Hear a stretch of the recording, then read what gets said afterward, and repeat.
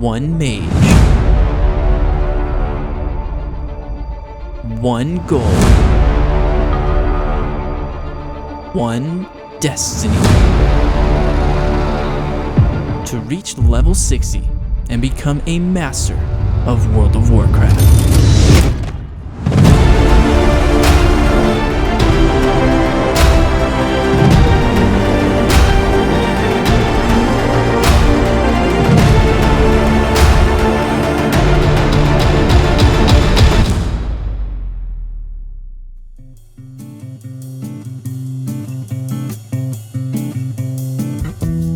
Over the past 6 months, I've been playing classic World of Warcraft for the first time ever. I'm not allowed to use any leveling guides, and I'm narrating my way through the entire experience. In my relatively short time playing through this classic MMO, if there's one thing I've learned, it's that I really suck at this game. So join me on this journey as I pursue my World of Warcraft dream and make a complete idiot of myself along the way.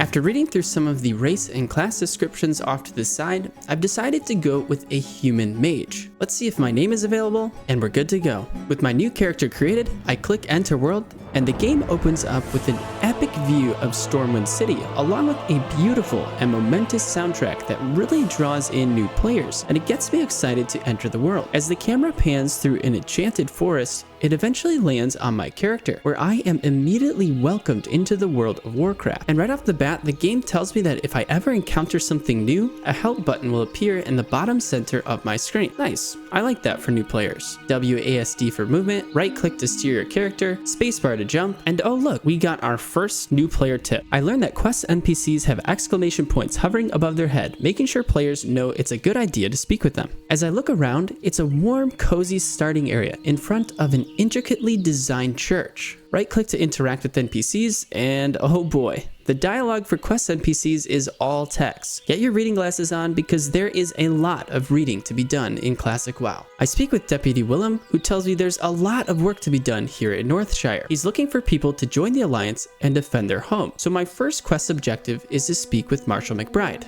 I enter Northshire Abbey and speak with Marshal McBride, who tells me to guard myself for a long campaign. I mean, how long can it really take, am I right? After completing my first quest, I gain 40 XP, and then I'm tasked with killing 10 kobold vermins. One thing you'll note about Classic WoW is that there are no arrows or navigational markers for the quests. You actually have to go into the quest log, read through the text, and figure out what to do. For this quest, I'm told the clan of kobolds have infested the woods to the north. So I take a look at my compass and I start heading north. As I find a clan of kobolds, a new player tip pops up at the bottom of my screen. I'm told to enter combat by right-clicking on the target and then moving into combat range. If you try to click on a target outside of your combat range, you receive a prompt that says you are too far away. I move into melee range and right-click on the target, where I get my first glimpse of combat in Classic WoW. Classic WoW is a tab target combat system. Damage dealt pops up as white numbers, damage received as yellow numbers. While in combat, I receive another new player tip, which teaches me how to use the abilities in my action bar at the bottom of the screen. My 3 abilities are Attack,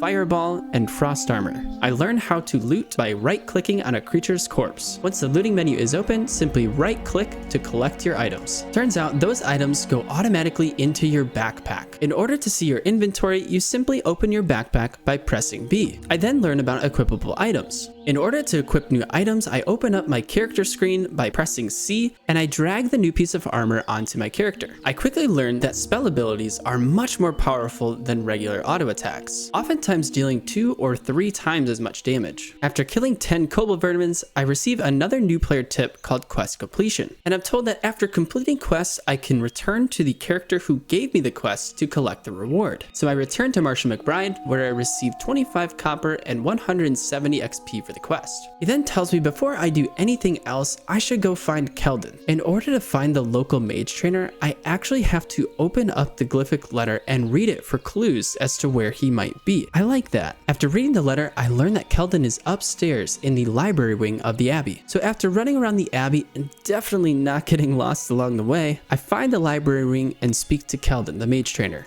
After handing him the glyphic letter, he tells me that he'll be happy to train me and that I should seek him out as I grow more powerful. I click on I am interested in mage training, and I learn my first new ability called Arcane Intellect. In order to learn new abilities in Classic WoW, you first have to meet the level requirement and pay the cost of the new ability. When players receive a new ability, they don't automatically go into the action bar. You actually have to open up your spellbook, click on the appropriate tab, and manually drag the ability down into your action bar. As of right now, my spellbook is compartmentalized by General, Arcane, Fire, and Frost. After speaking to the mage trainer and learning how my spellbook works, I head back downstairs to talk with Marshall McBride. He tells me that the kobold infestation is worse than we originally thought. So we head back north and start killing more mobs. As I spam my fireball ability, I receive a pop-up that says not enough mana. I quickly learned that mana is a valuable resource in Classic WoW. You can't just spam abilities willy-nilly with no consequence. Each ability that you use carries a certain amount of weight to it, which I actually appreciate. A lot of newer MMOs just require people to spam buttons. In Classic WoW, you actually have to think through the available resources and the abilities that you're using. Speaking of mana depletion, I'm taught that drinking certain items will help me regain my mana more quickly. The only catch is that you have to remain seated while drinking. You cannot be in combat, use any abilities, or move, or the process will be interrupted. After killing my 10th kobold worker, I reached level 3. Classic WoW is not one of those games that you can just speed through without thinking. You have to use the resources that are given to you wisely, namely your health and mana. I return to Marshall McBride and complete the quest. He then tells me I have to return to the mines once again. Man, this guy's really got something against these kobolds. For my next quest, I have to go kill 12 kobold laborers. I accept the quest and head back to the mines. After reaching the mines, I kill some kobold laborers, learn about freeing up bag space by selling stuff to local vendors, run out of mana once again, almost die because of it, finish killing 12 out of 12 kobold laborers, and return to Marshall McBride to complete the quest. I get to choose a piece of gear for my reward, and it appears that I can only use one out of the 3 options, so I go with the Outfitter gloves. I reach level 4, the Marshal then tells me I'm tasked with the protection of the surrounding Elwynn forests, and in order to fulfill this duty, I have to deliver some papers to Marshal Dugan in Goldshire, which is located along the southern road past the border gates. Unfortunately, I'm unable to complete the quest because my inventory is full. I head to the local vendor and sell some of my junk to Brother Daniil.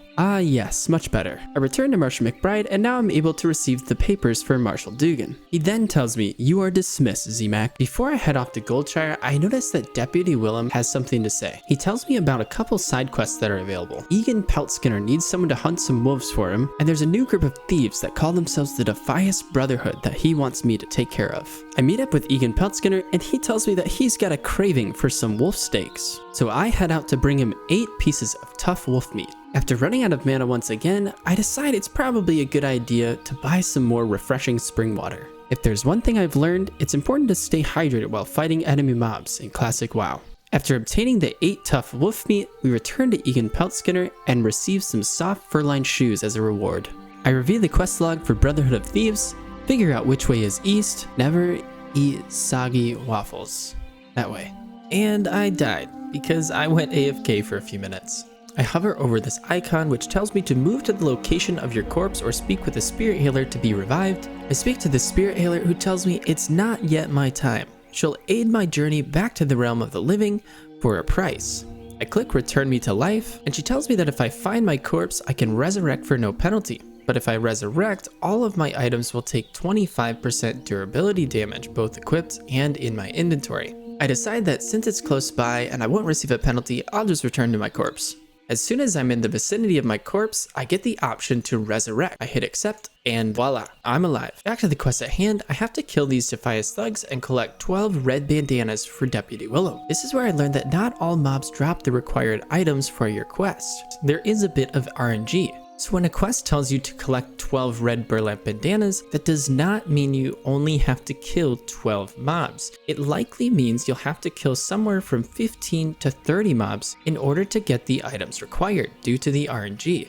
Another thing I learned in Classic WoW is that killing mobs is actually quite dangerous due to the random mob respawns. You could be in the middle of fighting an NPC and another mob could spawn on top of you. If you're out of mana or low on health, it could easily lead to a quick death. After collecting all 12 red burlap bandanas, we head back to talk to Deputy Willem and complete the quest, and receive our first weapon upgrade, the Militia Quarterstaff. One thing that's nice is that Classic WoW actually tells you the damage per second that each weapon does. So in this case, I'll be increasing my damage by plus 1.3 damage per second. I like that feature. I complete the quest, kill a couple more wolves just for fun, reach level 5, and I'm taught how to group up with other players.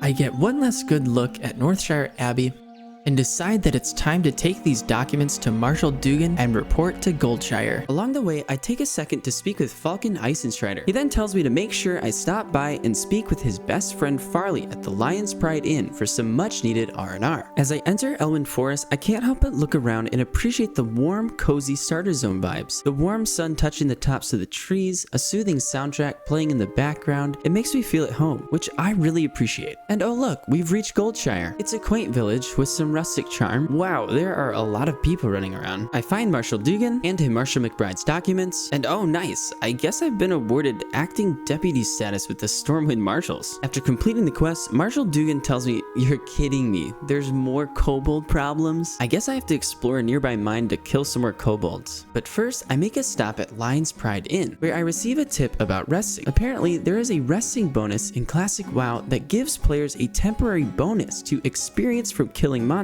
Oh, and it recommends I grab a Hearthstone from the innkeeper. I speak with innkeeper Farley, complete the rest and relaxation quest, ask him what can I do at an inn, and then click make this inn your home. And I'm taught how to use my Hearthstone, a magical item that allows players to teleport back to their designated home location, which can be changed by speaking to the various innkeepers. Unfortunately, it's a 1-hour cooldown, which is kind of obnoxious, but hey, at least it's better than nothing. Alright, time to find the Fargo Deep Mine. Quest log says the mine is due south of Goldshire. I run into Remy 2 times, who I guess gets his name from spontaneously repeating himself when speaking. And would you look at that, he also needs me to visit the Fargo Deep Mines. I tell him that I'm already headed that way and that he can count on me. After accepting the quest, I venture south to find the Fargo Deep Mine. After reaching the mine, I overestimate my character's strength and I die. Turns out you shouldn't be fighting mobs that are 2 levels higher than you because it doesn't turn out too well. Alright, I make my way back to the mine for round 2. I start trying to kill some of the kobolds, survive one of the fights with 3 health, collect some gold dust, make sure I stay nice and hydrated, and I finally get 10 out of 10 gold dust. I don't know if it was me just getting unlucky or the quest was designed that way, but I had to kill around 50 kobolds just to get those 10 gold dust items. I return to Remy 2 times, hand him the gold dust, and in good old Remy 2 times fashion, he hands me the cash and says, "You might find it useful." I complete the quest, reach level 6, and return to Marshal Dugan with the scouting report, and he says this is bad news. I'm not sure how little rat creatures compared to dragons, but he wants to increase the patrols near the mine, and he tells me he might have another task for me. Alright, I've been exploring mines, killing kobolds. Give me something juicy like a troll or...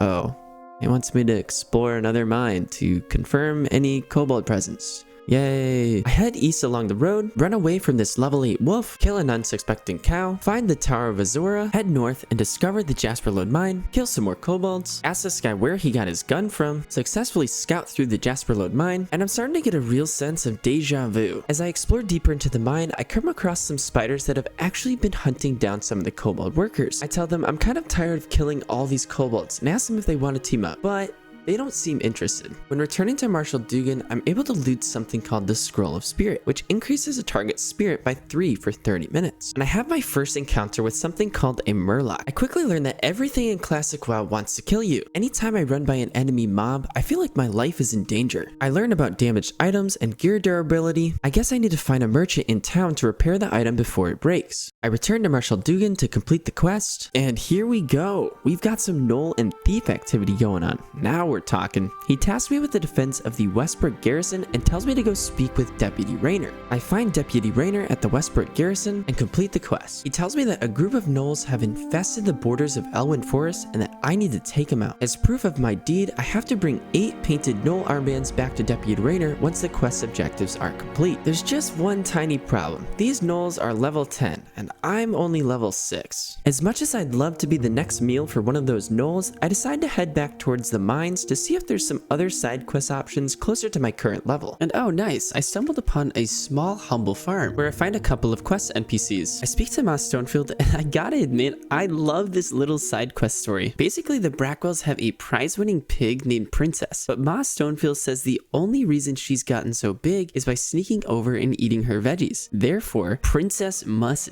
die. I never thought I'd be asked to assassinate a pig in an MMORPG, but here we are. And of course, I can't tell Ma no, so I agree to kill Princess, grab her collar, and bring it back to Ma as proof of her death. Oh, and I also agree to help Auntie Bernice find her lost necklace. I head over to the McClure Vineyards, speak with Billy McClure, who denies taking the necklace, but he says he knows who took the necklace and he'll tell me for a price. He's really craving one of Auntie Bernice's pork belly pies, so I agreed to bring her some ingredients so she can make one for him. I kill some boars, collect the chunks of boar meat, reach level 7, learn how to add people to my friends list, and ooh, what's this? Professions? Each character can learn up to 2 professions which will allow you to find or create items of value. I'm kind of a sucker for trade skills and crafting, so I definitely want to look more into that. I return to Auntie Bernice. She agrees to make the pie for me, so I hand her the chunks of boar meat. After she makes the pie, she says,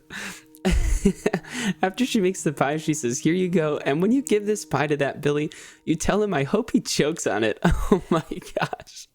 That's actually hilarious. I think these little side quests are my favorite part of the game so far. I return to Billy McClure, hand him the pork belly pie, and he says, I think my memory is coming back to me. And oh, would you look at that? It actually was Billy the whole time, but he suckered Auntie Bernice into making him a pie. Smart kid. So after dropping the necklace near the Fargo Deep mine, he says a big gold-toothed kobold picked it up. So guess where we're headed? Back to the mine. I return to the mine, and I guess I'm looking for a kobold named Goldtooth.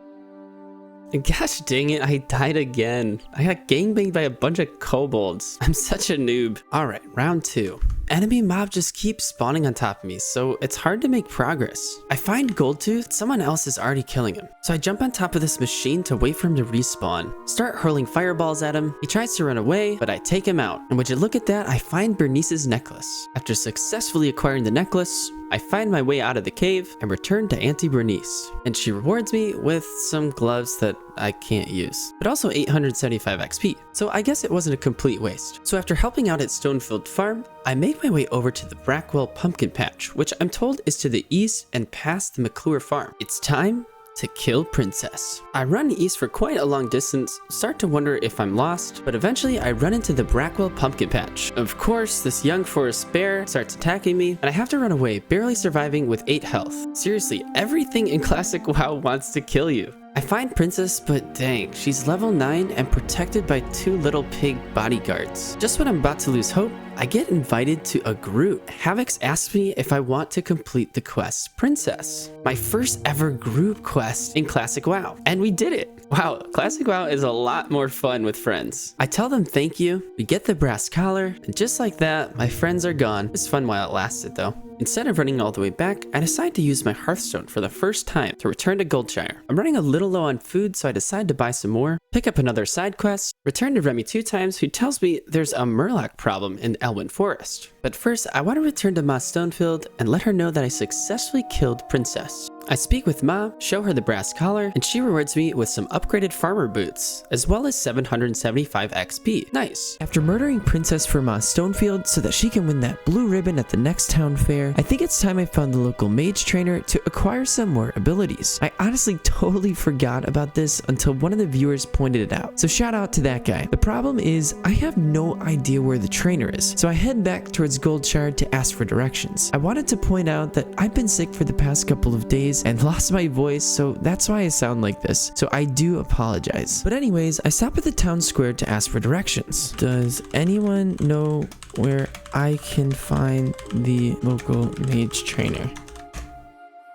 But no one responds. As I look at my chat box, I notice that my text appears as ZMAX says, whereas everyone else has General Elwynn Forest in front of it. After messing around for a bit, I figure out that you can enter the general chat for the region by typing /1, which will allow you to reach a much wider audience. So I ask my question again, and oh nice, this time I got a couple responses. I tell them thank you and make my way to the Goldshire Inn. I head upstairs to the 2nd floor, and would you look at that, I find the mage trainer. I acquire both Conjure Water and and conjure food, assuming that will save me and possibly some allies some time and money in the long run since I won't have to be buying food and drink items. Acquire a new ability called Fire Blast, upgrade my Fireball to rank 2, and train my first offensive Frost ability. Not only does it do damage, but it also slows enemy movement speed by 40% for 5 seconds. I make sure I add these new abilities to my action bar and give my trainer a bow as a sign of respect. I have to point out, I love how the game recognizes when you emote in front of an NPC and narrates the interaction in the chat box. That's pretty cool.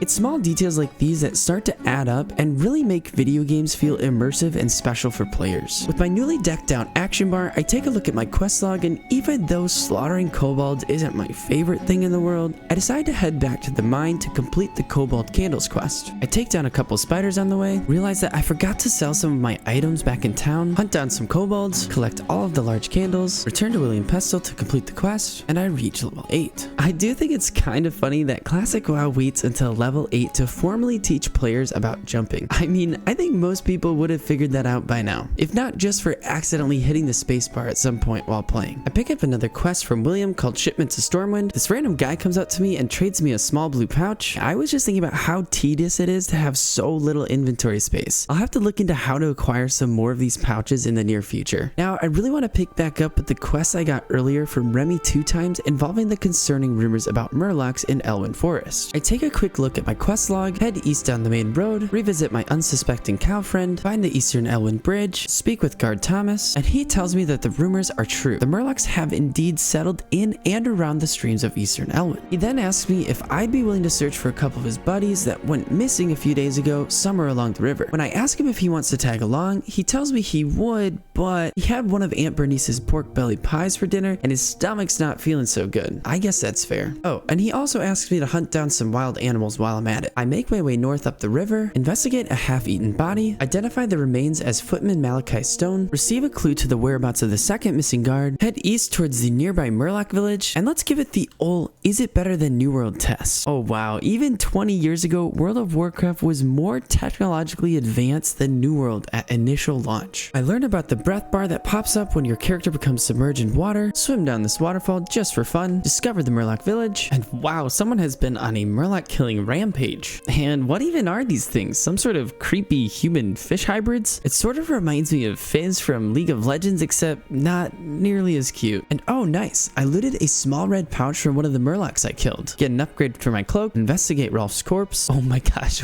I'm gonna die. I really like this fireball into fire blast combo. I legitimately have to eat or drink between every single fight. Hunt down 5 young forest bears, finish killing 8 out of 8 prowlers, really take in this beautiful view of Elwynn Forest, return to guard Thomas to deliver the bad news, and he responds by telling me I have confirmed his fears. The Murlocs are a threat we cannot ignore. He then asks me to report to Marshal Dugan to see if he can't send some more troops to deal with this Murloc problem. Oh, and I also turn in the quest for killing the wolves and bears. After taking a look at my map, I decide to save myself some time and Hearthstone back to Goldshire. Check in with the maid trainer to see if there's any more abilities I can train, upgrade my Frostbolt to rank 2, and what is this ability? Polymorph? Transfers the enemy into a sheep, forcing it to wander around for up to 20 seconds. Now this I've gotta try out. Return to Marshal Dugan, and he's a bit troubled over the news about the Murlocs. And I reach level 9. To reward me for all of my hard work, he tells me to bring a marker to Sarah Timberland in the Eastvale logging camp so that she can fashion a special piece of armor just for me. On my way to the Eastvale logging camp, I notice that guard Thomas has another quest for me. The Stormwind army has placed a bounty on the Murlocs, which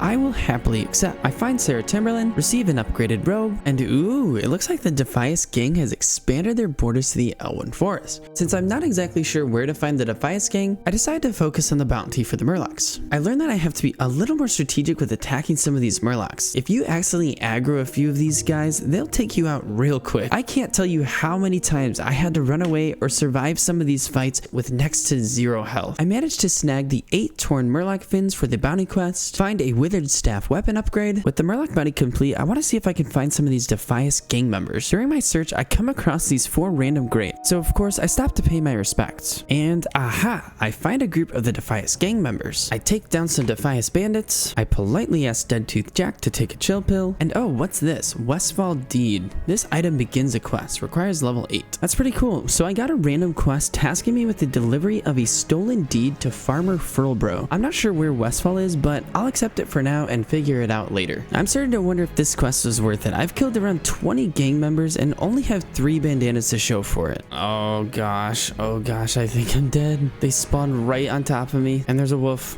Oh, I'm dead. As I mentioned before, you have to be very careful in Classic WoW because at any point, enemy mobs can randomly spawn right on top of you. How ironic. Little did I know I was actually paying respects at my own grave. If that's not foreshadowing, I don't know what is. The moment I resurrect, this wolf starts attacking me. Chill, please. Oh my gosh. No way. Am I gonna die again? Oh my gosh. This game is so stressful. So I learned you can actually eat and drink at the same time. Wish I had known that sooner, but it's better late than never. Alright, at this point, I'm just completing this quest out of sheer stubbornness. If there's one thing you should know about me, it's that I refuse to give up in just about everything I do. Give me a freaking bandana. Did I mention how much I hate this quest? Oh my gosh. Where is this wolf even coming from? You're kidding me. You're kidding me. No way. Oh my gosh. Finally, 5 out of 6. No way. These people just come out of nowhere.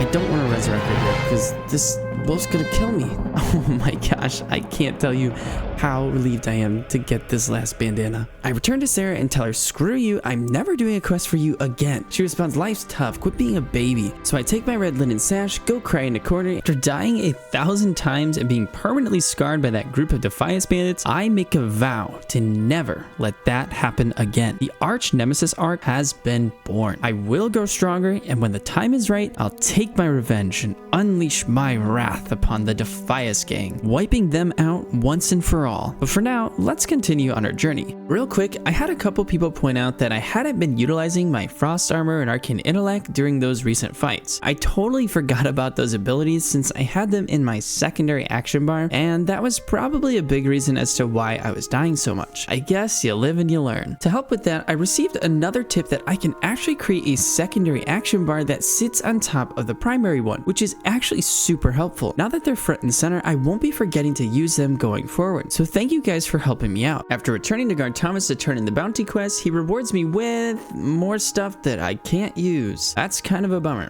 I'd really like to get my hands on some better mage gear. But would you look at that, I reached level 10. Nice. The moment that I level up, I receive a new player tip about learning talents. In Classic WoW, talents allow players to customize their characters by investing points into 3 class-specific talent trees, shaping abilities and playstyles for roles like PvE or PvP. Starting at level 10, players earn points to unlock or enhance skills, opening up the door for a variety of different builds, even within your dedicated class. After reading over some of the options, I clicked on Arcane Subtlety but didn't realize it immediately locks in your choice. I would have preferred to put the talent point into the fire tree since that's where most of my damage is coming from at the moment, but oh well. If you guys have any suggestions for which talent tree I should focus on, I really have no idea what I'm doing, so be sure to let me know in the comments. I then learned about the looking for group interface, which allows players to more conveniently group up with other players for things like dungeons and more challenging quests. With all of that out of the way, Guard Thomas tells me now that I have some combat experience under my belt, I should report to Green Stoutmantle in Westfall. This is the second time I've been directed to travel to Westfall, and it's piqued my curiosity. So I open up my map and oh nice. It looks like it's one of the adjacent regions. I'll probably be making my way there soon, so I accept the quest. But first, I have some unfinished business with some gnolls and thieves at the Westbrook Garrison. So I Hearthstone back to Goldshire, pay a visit to my mage trainer, upgrade my Conjure Water to rank 2, as well as my frost armor, and ooh, I learned an ability called Frost Nova. This spell looks legit. So it deals AoE damage to all enemies near the caster and freezes them in place for up to 8 seconds. That seems really strong, and I am very happy to add that to my toolbox of abilities. After that, Zaldemar suggests that I find someone named Janaea in the Mage District of Stormwind for a task that needs doing. He won't tell me what it is, but he says that it's important. Ooh, so mysterious. I will definitely get to that later, but right now, I've got some gnolls to kill. And I'm actually really excited that my Conjured Water is now upgraded from 151 mana over 18 seconds to 436 mana over 21 seconds. That's almost 3 times the recovery speed, which will definitely save me a lot lot of time going forward. I head back towards the Westbrook garrison, and oh yeah, now we're talking. I'm starting to feel a lot more confident with my spells and abilities. Along with that, I've got a good amount of damage as well as crowd control to better kite enemy mobs. At one point, I'm actually able to successfully take on 2 gnolls at once, which might not sound like much for a lot of you, but that's a step up for me. I'm too powerful. Die, gnoll scum. I receive a nice little upgrade to my feet armor, find another scroll of spirit, watch some of these gnolls run in fear, receive a wrist armor upgrade, collect all 8 of the painted gnoll armbands, return to Deputy Rainer at the Westbrook garrison, and nice, I got a pretty big leg armor upgrade. I'm not gonna lie, completing that quest felt very rewarding. To go from a point where I was basically mincemeat for those gnolls, having no chance of completing it, to being able to not only finish the quest, but absolutely crush it, even taking on 2 gnolls at once, man, that feels really good. And I have to give Classic WoW some credit when it comes to the leveling progression. They've done a phenomenal job with it, and it's not difficult to understand why so many players fell in love with this game. I then receive a pop-up about reputation with different people groups in the world, so I take a look at that, but as of right now, I don't know what the significance of this really is. And since I'm already here, I decide to explore the Westbrook garrison a bit. Why is there a random basement that's just completely empty? What kind of stuff are you guys doing down here? I take in the surrounding view from the top of the garrison, wonder why this stairway suddenly stops and leads to nowhere, and that's about it. Unless I'm missing something, it doesn't seem like there are any quests to pick up or any real purpose for the garrison other than it's just a part of the Azeroth world, which I actually really appreciate. It's nice when there are things in video games that exist just because they exist. It really helps strengthen a player's sense of immersion within the world. Alright, what do we have here? Wanted. Who is Hogger? So I came across this wanted poster for what appears to be the head honcho gnoll in Elwynn Forest. His name is Hogger. My task is to take him down and return with his huge gnoll claw as proof of the kill. Sounds simple enough, but as soon as I hit accept, I receive a pop-up that informs me this is an elite quest and that they are best undertaken in a group. Ooh, my first encounter with elite creatures in Classic WoW. These mobs are identified by a golden dragon border around their portraits. I mean, if it's just one gnoll, how hard could it really be? Okay, I guess it's gonna be a little tougher than I initially thought. Thankfully, when I returned to the area, there were a bunch of people that had showed up to take down the beast. So I grouped up with an ally, and after that, it was actually quite easy. After killing Hogger, I wanted to start limit testing a bit. So I took on 3 enemies at once, and I ended up running away for my life. But hey,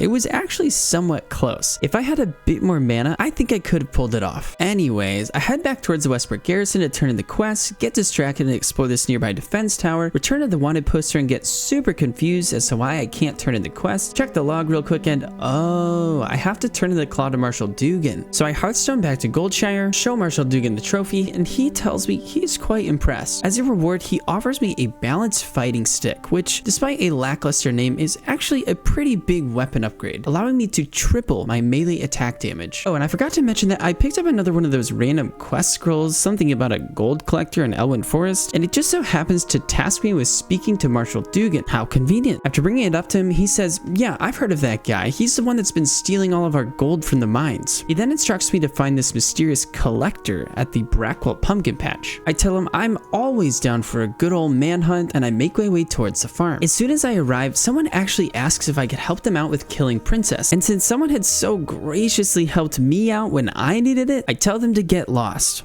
No, of course, I'm happy to help them out. After running around for a bit and exacting my revenge on some of these Defias bandits, I find the collector inside this small cottage. The problem is that he's joined by a couple other named gang members. Just as I was sizing them up and about to say, F it, let's just do this, I promise you I'm not making this up. Another random person approaches me and asks if I need help. I guess she saw me just standing there staring blankly at the cottage, so we join forces and make light of the 3 gang members. That's actually crazy. The WoW community is awesome. I don't remember the last time I've had random players approach me and out of the blue just ask if I need help. Seriously, I absolutely love that. I make my way back to Marshal Dugan and he tells me that this ring once belonged to the old Stonemasons Guild in Stormwind, and he wonders why a lowly Defias thief would have such a ring. I really hope we get an answer to that question at some point in our journey because that would be some pretty legit storytelling. I then talk to this nearby blacksmith and he gives me yet another reason reason to visit the city of Stormwind. I think the devs purposely placed a bunch of these delivery quests in the game to really encourage new players to go check it out. Alright, I surrender. Let's go visit Stormwind City. As I approach the gates of Stormwind, I can't help but be taken aback by the grandeur of this city. The iconic white stone walls adorned with blue and gold banners, the epic stone statues of ancient heroes, the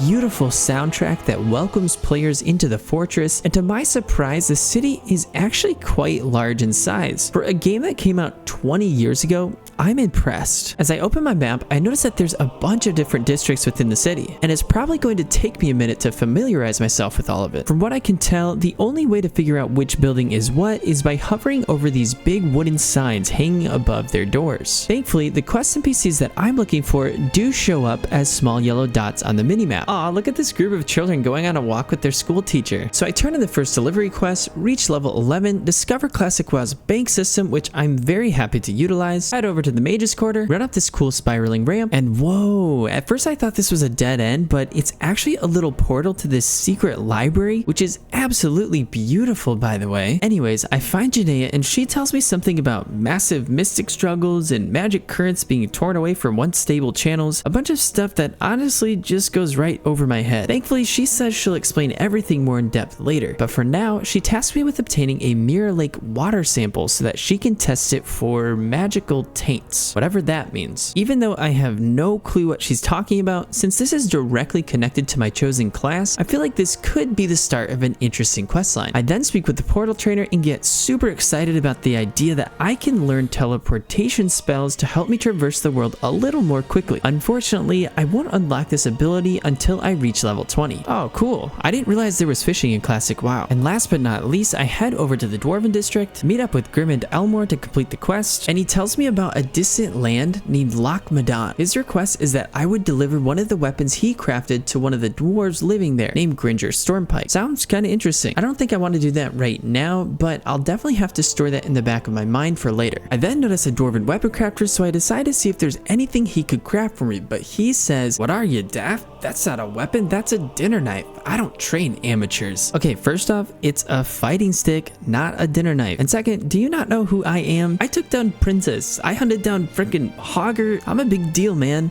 After that encounter, I realize I've been on the road adventuring for quite a while. I think it's about time I find a spot to relax and unwind. So I ask the locals if there's anything nearby, head to the local pub, buy myself a glass of ice cold milk. Oh wait, you thought I was talking about that type of drink? Come on guys, I can't be drinking that crap at my age. My liver's on its last leg. Sit down by this legendary bear rug and don't worry, I'm just gonna close my eyes for a little bit.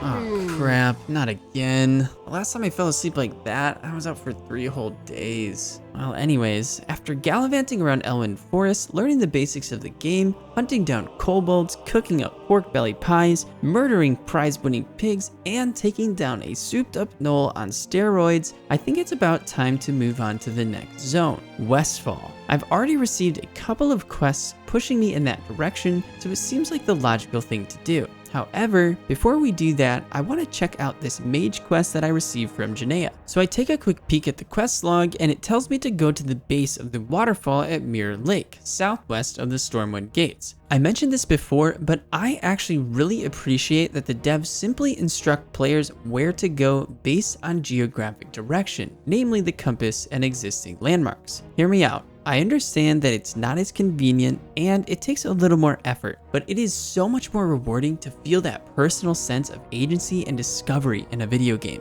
Alright, as I make my way to the Stormwind gates, I take a look at the compass as well as the map to see if I can spot any nearby lakes. And wow, would you look at that? There is a lake right where Janaea said it would be.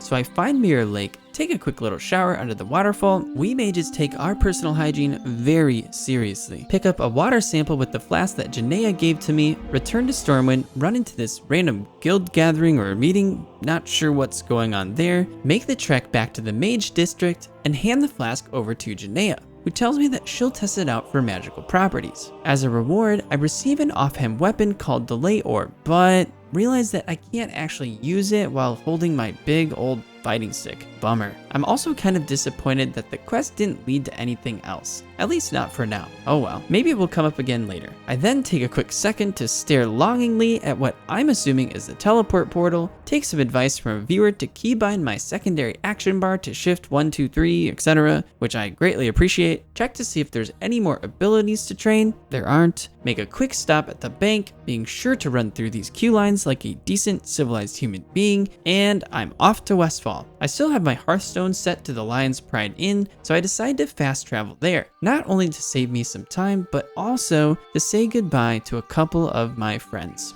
If you never see me again, it's more than likely because, well, I'm probably dead. As I approach the bridge into Westfall, the terrain begins to visibly shift into something completely different. The lush grass and green forest trees turn into a more expansive and open farmland, with golden fields and fall-colored leaves, which, I'll be honest, I really like the change of scenery. Don't get me wrong, I enjoyed Elwynn Forest for sure, but having a bit of variety as you venture into a new zone helps to keep the game fresh and a little more interesting. As soon as I enter Westfall, I run into Farmer Furlbro, who just so happens to be the guy I was looking for. He explains to me that he and his wife Verna are trying to get out of here, but they can't go anywhere until they get their wagon fixed. I tell him, oh hey, guess what? I found the deed to your farm. Yeah, I took it off the body of one of those Defias bandits that I murdered in cold blood. He looks at me slightly concerned and says, thanks? Yeah, sure, no problem. I then get distracted by this guy who asks to get a selfie with another player. Wait, is it a famous streamer or something? Why does he... Oh,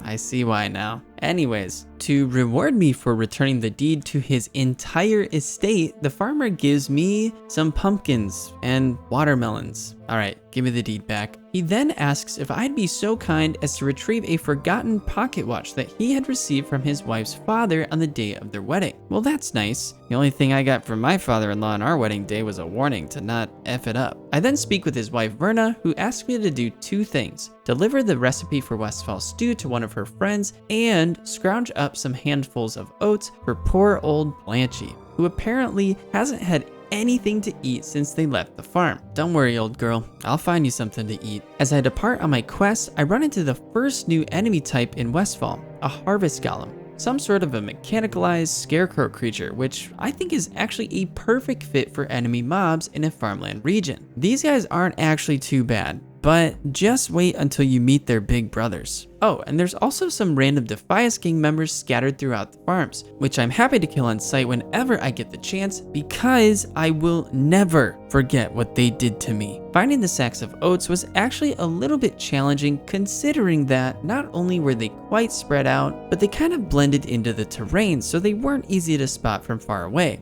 And oh cool, a vulture, another new mob type. It's nice to know that I'll be regularly discovering new types of enemies as I continue to progress and explore through different zones. While I run around searching for these sacks of oats, I stumble upon another farmhouse where I run into Verna's friend, who I kind of think is hitting on me, which is sort of weird since I'm an old bald guy probably twice her age. Not to mention that she's married and her husband is standing right outside the door. But anyways, I hand her the recipe and she gives me two subsequent quests. One to find ingredients for Gortusk liver pie, and another for Verna's famous Westfall stew. Is anyone else picking up on the food theme yet? I make a quick stop to speak with Farmer Saldian, and I assure him there is nothing going on between me and his wife. He gives me a suspicious smirk and then asks if I'd be willing to kill some of the harvest watchers that have taken over their farm. Yeah, if you thought the harvest golems were scary, these guys are terrifying, especially since they're 4 levels higher than me. Guys, maybe he actually suspects something is going on between me and his wife, and he just wants me dead. But no, yeah, I'm going to have to put a pin in this quest and come back to it later. Knowing that poor old Blanchie is back at the wagon starving to death, I want to continue my search for more sacks of oats while also completing some of these other miscellaneous quests. I head west in the direction of Farmer Furlbrow's farm, run in terror from these watchers that keep ambushing me out of nowhere. These guys do like 25 damage per auto attack.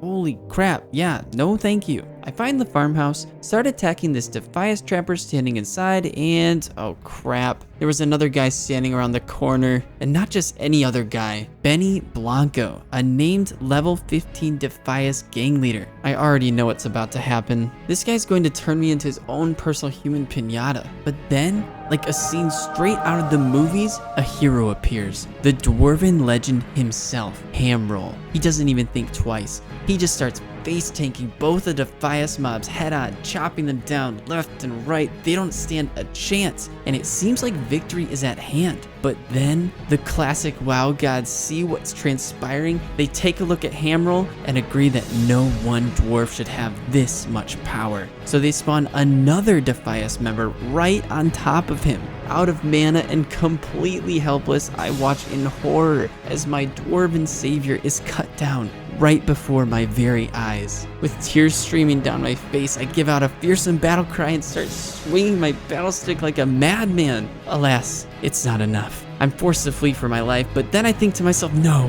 what would Hamroll do? So I turn around to face death like a true, oh, she's running away. I guess I'll just throw a fireball and nice, I got her. I walk right over where Hamroll took his last breath and kneel before the corpse of the dwarven legend. Friend, your sacrifice was not in vain. I then enter the farmhouse, search the wardrobe, find Farmer Furlbrow's pocket watch, finish collecting all 8 handfuls of oats, get distracted watching Hamroll get mowed down again by this harvest watcher, and in the process, I die to a pig. I don't want to talk about it. I return to Farmer Furlbrow, hand him the pocket watch to complete the first quest, turn in the handfuls of oats for Old Blanchy, and I reach level 12. Since my bags are completely full, I return to Farmer Saldian to free up some inventory space. I then decide to hunt down some pigs to help Salma with her Gortusk liver pie. And let me tell you, this was actually more difficult than you might think. The Gortusks, at least from my vantage point, were spaced out and scattered at a bunch of random spawn points. Not to mention, there were quite a few players also looking to tag the pigs as soon as they appeared. So I found myself running all around the Westfall map to complete this quest. However, it actually turned out to be a blessing in disguise, because in my search for these Gortusks, I discovered this stone tower landmark called Sentinel Hill, which is actually the location where I'm supposed to report to Grian Stoutmantle. So I decided to take a break from my current objective, and no, it's definitely not because I died to a pig, again. As I introduce myself to Grian Stoutmantle, he mentions a group called the People's Militia. Apparently, a bunch of thugs and murderers have overtaken the nearby farms and scared off all of the hardworking, honest people of Westfall. To fight back against these treacherous villains, the People's Militia was formed, and they've taken it upon themselves to keep the land free of corruption and restore peace to its surroundings. And right now,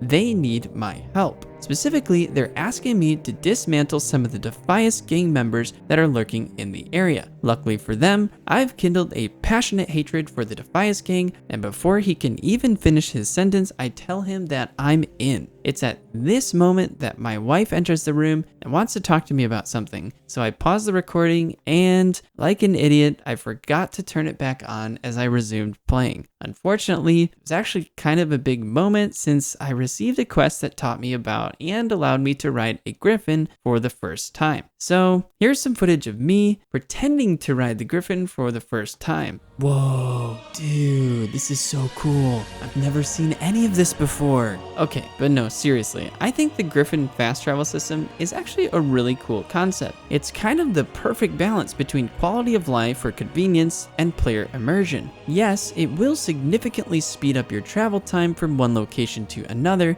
but it's not instantaneous, which means players still have to plan out their trips accordingly since it does cost them some time. They can't just go back and forth without consequence, and it doesn't take away from the immersion of the game since the Griffins are physically transporting people across the map. And beyond that, you get some pretty cool views of the world during the flight that I don't think you can experience anywhere else. Alright, back to slaughtering some pigs. Now I'm not sure if this is just a better location or maybe there are less players on right now, but after returning from the Griffin Master, I have no problems finding Gortusks and harvesting their livers in this particular area. After collecting all 8 of the Gortusk livers, I find this random guy in Sentinel Hill who's able to sell me a couple more of these small brown pouches, which I'm really excited about, seeing as one of my goals is to max out my inventory space because yeah, getting the inventory full prompt every 5 seconds is not my definition of a good time. I then return to Salma, hand her the gore tusk livers, and in turn, she reaches into her knapsack to give me a few of her meat pies. Not knowing how long they've just been sitting in there, I tell her, that's kind of gross, to which she responds,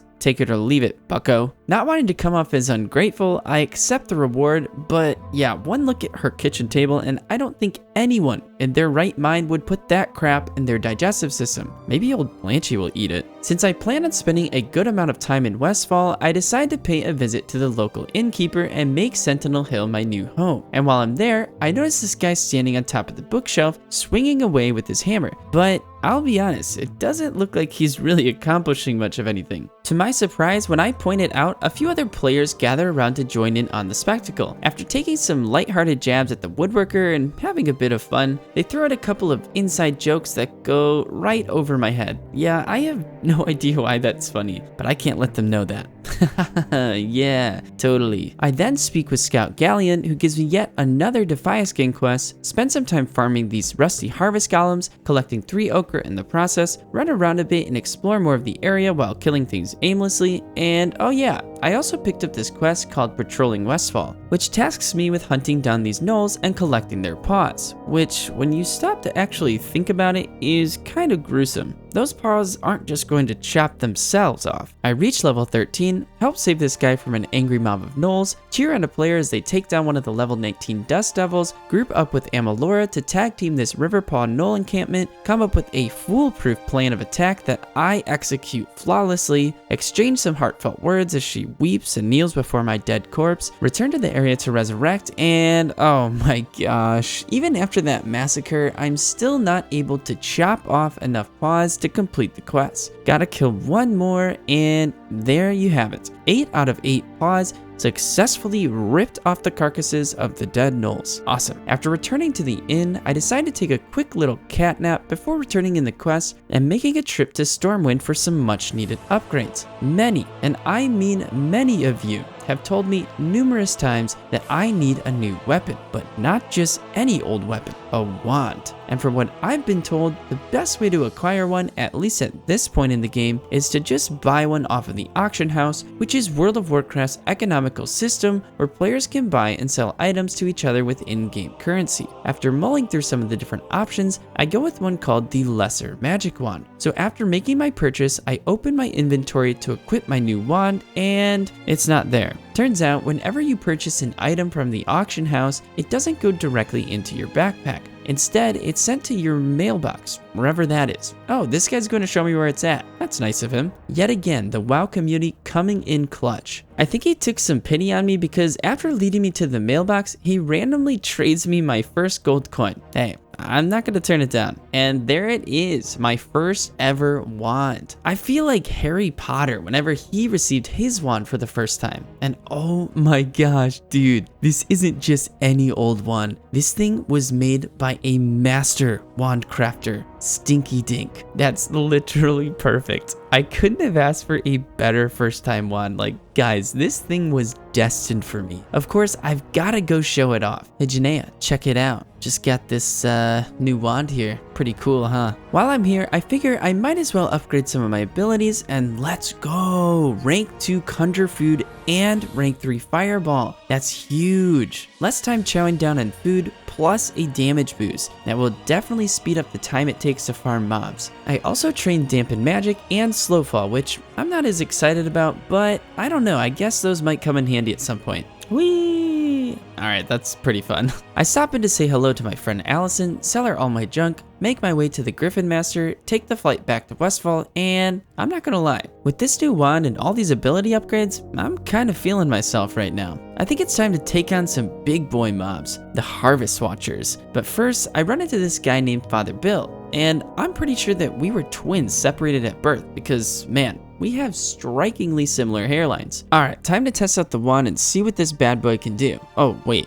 the shoot action doesn't automatically switch to right click. It's still attached to the melee attack, and it won't let me bind it to right click. I'm gonna have to try and figure this out. This is one of the first times I actually looked up how to do something in Classic WoW, but I didn't really find any great answers, so I end up just binding the action button 1, which is my shoot action, to a mouse button. Oh well, it works. Alright, now it's time to test out this wand on, wait, what? Resist? Resist? What's happening? Are the Harvest Watchers immune to wand damage? Well, that sucks. Resist, resist, resist. Okay, even against other mob types, I'm not hitting any damage. So it's gotta be the wand. Am I doing something wrong? Gosh dang it, Stinky Dink. You crafted me a faulty wand. I then noticed something in the bottom left corner of my screen that says your skill in wands has increased, and it keeps going up almost every time I attack. Oh, I see. I didn't realize you had to level up skills to effectively use different types of weapons. Well, I guess that makes sense. And no, I didn't actually lose this fight to another pig. I let him win. Stop making me look bad. After leveling up my skill in wands to level 45, I finally started to find a groove that, gosh frickin' dang it. After leveling up my skill in wands to level 48, I finally started to find a groove with these Harvest Watchers. And by that, I mean, I ditched trying to use the wand against them because it just isn't working out for me. I do, however, learn how to turn the dead ones into my own personal beach umbrellas, which is very helpful considering that the sun is really beating down in these farm fields of Westfall. And also my fireball is really starting to put out a good amount of damage, so that's nice. After killing all 20 Harvest Watchers, I returned to Farmer Saldian, who appears to be a bit disappointed to see that I'm still alive. Bro, I swear to you, I have no interest in your wife and her nasty meat pies. That seems to finally put his mind at ease, so he rewards me with a nice little chest piece upgrade. I then decide to run around and explore the area a bit more. I'm specifically looking for a spot where I can farm a bunch of Defias gang members. Oh dang, level 17 gnolls. Definitely not going that way. I find a few random spawn points, but most of them are either camped by other players or it just takes forever for the Defias mobs to spawn. So I end up finding and hanging out at this campsite where the mobs seem to be a little more abundant. In hopes that it will speed up the farming process, I then team up with a couple other players. But here's the thing, whenever you group up with others in Classic WoW, yes, everyone in the party gets credit for the kill, but you also end up splitting the XP as well as all of the loot. So there are some benefits to grouping up with others, but there's also advantages to farming solo, if you can pull it off. In this situation, since I have a quest that will give me additional XP for just killing a certain number of Defias trappers and smugglers, it's definitely worth sacrificing some of the mob XP and shared loot in order to get credit for a bunch more kills in the area. And it's also less stressful not having to frantically race other players just to see who can get the tag on enemy mobs first. With the help of my party members, I reached 15 out of 15 trappers and smugglers quite quickly, but I'm not really getting any red leather bandanas since the loot is getting split between 5 people. So I head over to another spawn location where there's a lot less people and remind myself of something my father used to say to me all the time. Patience is a virtue. That's right, believe it or not, I forced my little ADHD brain to just sit there and wait around for enemy mobs to respawn. And finally, I received the 15th red leather bandana to complete the quest. I'd also like to note that I've been learning to use the polymorph ability more effectively. It's a very valuable skill to have, and it can be used in a variety of different ways. I've definitely been underutilizing it, but you'll start seeing me casting it more frequently as I continue to progress. After returning to Green's Stout Mantle and completing the quest, he immediately tacks on another one, explaining that the Defias gang has been spotted again, this time wreaking havoc at the Gold Coast Quarry, and the People's Militia needs my assistance once again to put a stop to their villainous affairs. I tell him there's literally nothing else I'd rather be doing than hunting down every last one of the Defias gang members and burning them alive. I then pay a quick visit to Scout Galleon, turn in the bandana quest, reach level 14, and think to myself, you know, it's been a while since I've hit up the beach. So I grab my swimsuit and sunglasses and head towards the coast. I just wanted to pause and take a moment to thank all of you for the tremendous amount of support I've received over the last month for this Classic WoW series. I've been blown away by all the new subscribers and the waves of thoughtful comments that have been popping up on my channel. I am truly grateful for each and every one of you. I've been having a blast playing the game, and I can't wait to continue sharing this journey with you guys. Alright, That being said, let's continue with the story. Earlier in my Westfall adventures, Selma asked me to round up some more ingredients so that she could cook a meal for her husband. This time it was Verna Furlbraugh's famous Westfall stew. And one of those ingredients is murloc eyes, which I remember earlier running into some murlocs on the beach while hunting down those knolls. The problem is that I wasn't a high enough level at the time, but now I'm fairly confident I'll be able to pull it off. However, I was not prepared for the story that was about to unfold. It all started with me dispatching these murlocs by myself one at a time. And of course, in classic WoW fashion, after every couple of kills, I have to sit down to eat a snack and rehydrate in order to replenish my health and mana.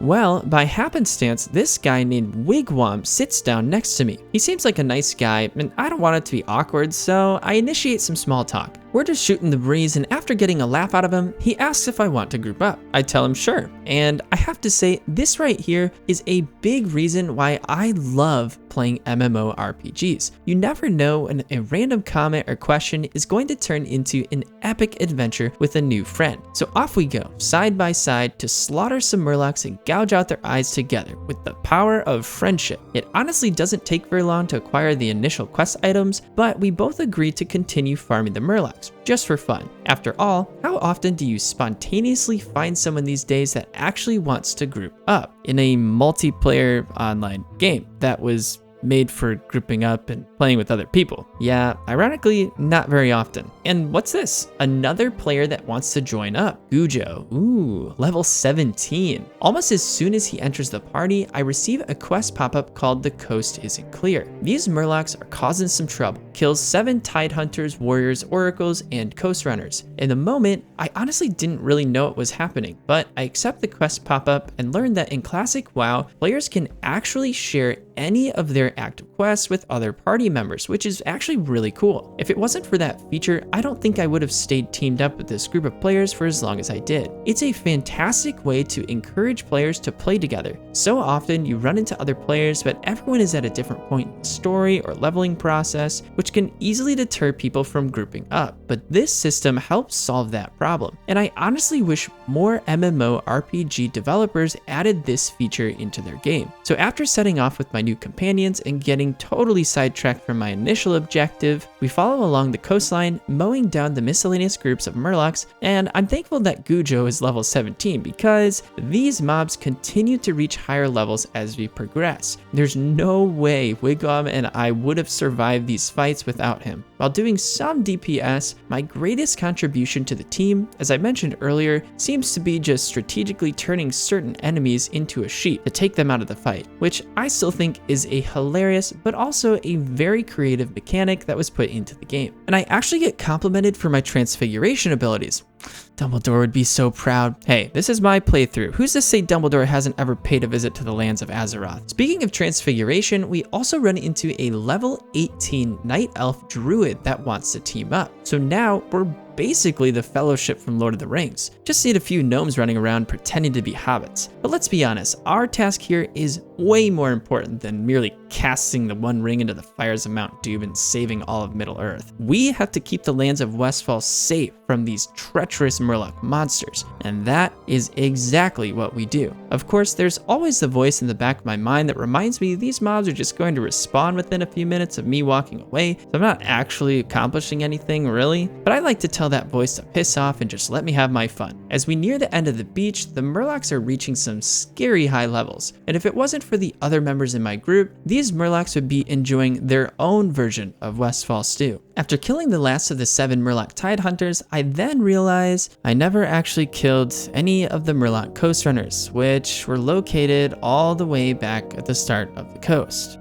So I say goodbye to my friends, run back towards the start of the beach, discover the Gold Coast Quarry, have a really close call with this Defias pillager, reach the spawn point for all of the Murloc Coast Runners, and I die, with only 4 Coast Runners left to go. Devastating, I know. But sometimes in classic WoW, you gotta get knocked down a couple times before you finally learn to head to the nearest armorer and get all of your gear repaired. To all of you that have been commenting about that, you're welcome. Before heading back to finish off the last of the Murlocs, I stopped to have a quick chat with Green Stompmantle, and he tells me that in order to infiltrate the Defias Brotherhood, we need some insider information. So he tasks me with tracking down a rogue by the name of Wily. located in the town of Lakeshire. Not exactly sure where that is, but he says it's east of Elwynn. Well, that sounds interesting, but it's also quite a bit out of the way, so I'll put this one aside for now. On my way back to the coast, I enact my revenge on some of these Harvest Watchers, kill this sandcrawler who looked at me the wrong way, and successfully finish taking down the 7 required Murloc Coast Runners. At this point, I'm becoming a real problem for the lower level mobs of Westfall. The wand is working great now that it's leveled. I'm hunting down wolves, dismantling Harvest Watchers, slaughtering gore tusks. My character is just straight up getting more and more powerful with each level, and it feels glorious. I then return to Salma to turn in the Westfall Stew quest, take a look at the quest log to see what's next on the agenda, sell all my junk to free up some inventory space, save this guy from a man-eating coyote, head over to the Gold Coast Quarry to farm some Defias gang members, and oh my gosh, dude, this pillager's fireball does some big damage. Holy crap, I'm gonna die. Help! And just like that, the classic WoW gods hear my cry and send down a guardian angel in the form of a night elf to heal me and save me from certain death. I tell her thanks, and I guess you could say there was a little chemistry in the air. Luckily, these two were also there to massacre the Defias thugs lurking in the quarry. So we team up, start hunting down mobs, find this random chest. I really don't know what to expect from chests in Classic WoW, like if it's possible to get valuable items from them, but there wasn't really anything great inside. And eventually, after running back and forth for a while waiting for mobs to respawn, we hit our goal of 15 pillagers and 15 looters. And I could tell Zibby was a friendly player because she was checking to make sure everyone had the quest completed before leaving the cave. Afterwards, she needed to collect the Murloc eyes, so I thought, what the heck? I'll just stick with her and farm some Murlocs for XP. Well, it turns out to be a great decision. I help her get the Murloc eyes, reach level 15, and do you remember that shared quest I got earlier for the Murlocs? Well, there's one problem with that. I have no idea where to turn it in. So I ask Zibby about it, and she teaches me how to share quests with others so that she can take a look and help me out. She also tells me to download the add-on called Questy because it will tell me where to go, which many people have recommended that I do, by the way. But honestly, I don't want to do that. I'd rather explore the world for myself or have meaningful interactions with other players that can help me figure it out. I don't know, I just think new gaming experiences are better that way. Yeah, it will take me a bit more time, but the sense of discovery, in my opinion, is 100% worth it. And oh, I figured out that Classic WoW has an auto-follow option, which is quite convenient. After a little bit of confusion, probably due to poor communication on my part, Zibby figures out where we need to go. She leads me all the way across the map to the Westfall Lighthouse, where I find Captain Grayson, who turns out to be a ghost. I turn in the Coast is Clear quest and get super lucky because for some reason, I never sold the flasks of oil I obtained from all the Harvest Watchers I had killed, probably because they looked just like the conjured water. But that allowed me to immediately turn in a quest that rewarded me with a couple items and basically a free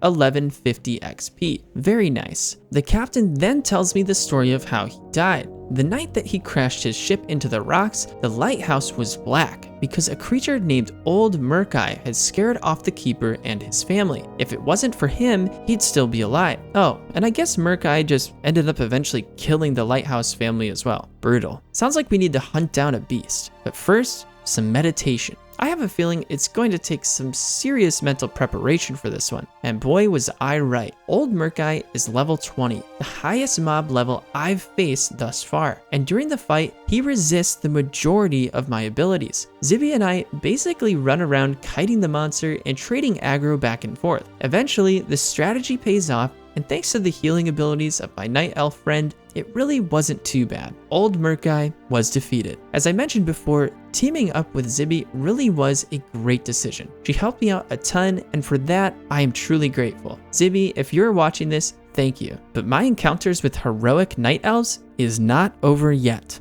Oh no, my friend. I saved the best for last. While tracking down some more Defias gang members, which are 2 to 3 levels higher than us, we run into the Big Daddy Night Elf himself, Sumerian. This guy is jacked out of his mind, and he's got a sidekick that personally I would not want to mess with. No, seriously though, I'm still having nightmares of pigs charging at me and running me down in my sleep. They're terrifying. When I ask him if he could put us on his back, his response confirms that we found the right guy for the job. He makes light work of these thugs. They're running away in fear, begging for mercy, but there's none to be given. Goretusk is dashing at enemies with lightning speed, it truly is a sight to behold. Before we know it, we've taken down all 25 of the required Defias gang members. And just like that, Cimmerian is gone, never to be seen again. Well, maybe one day, but who really knows. As much fun as it's been, Zibby and I agreed to part ways, but not before adding her to my friends list and telling her that she'll be featured in one of my YouTube video episodes. So I returned to Captain Grayson, hand him the skill of Old Merguy, receive a weapon upgrade called the Torchlight Wand, receive 1550 XP, Hearthstone back to the inn, turn in the Defias gang member quest to Grian, test out the new wand, dabble in a little bit of classic WoW parkour, and man, I am exhausted. I think it's time to hit the sack and get some much needed shut-eye.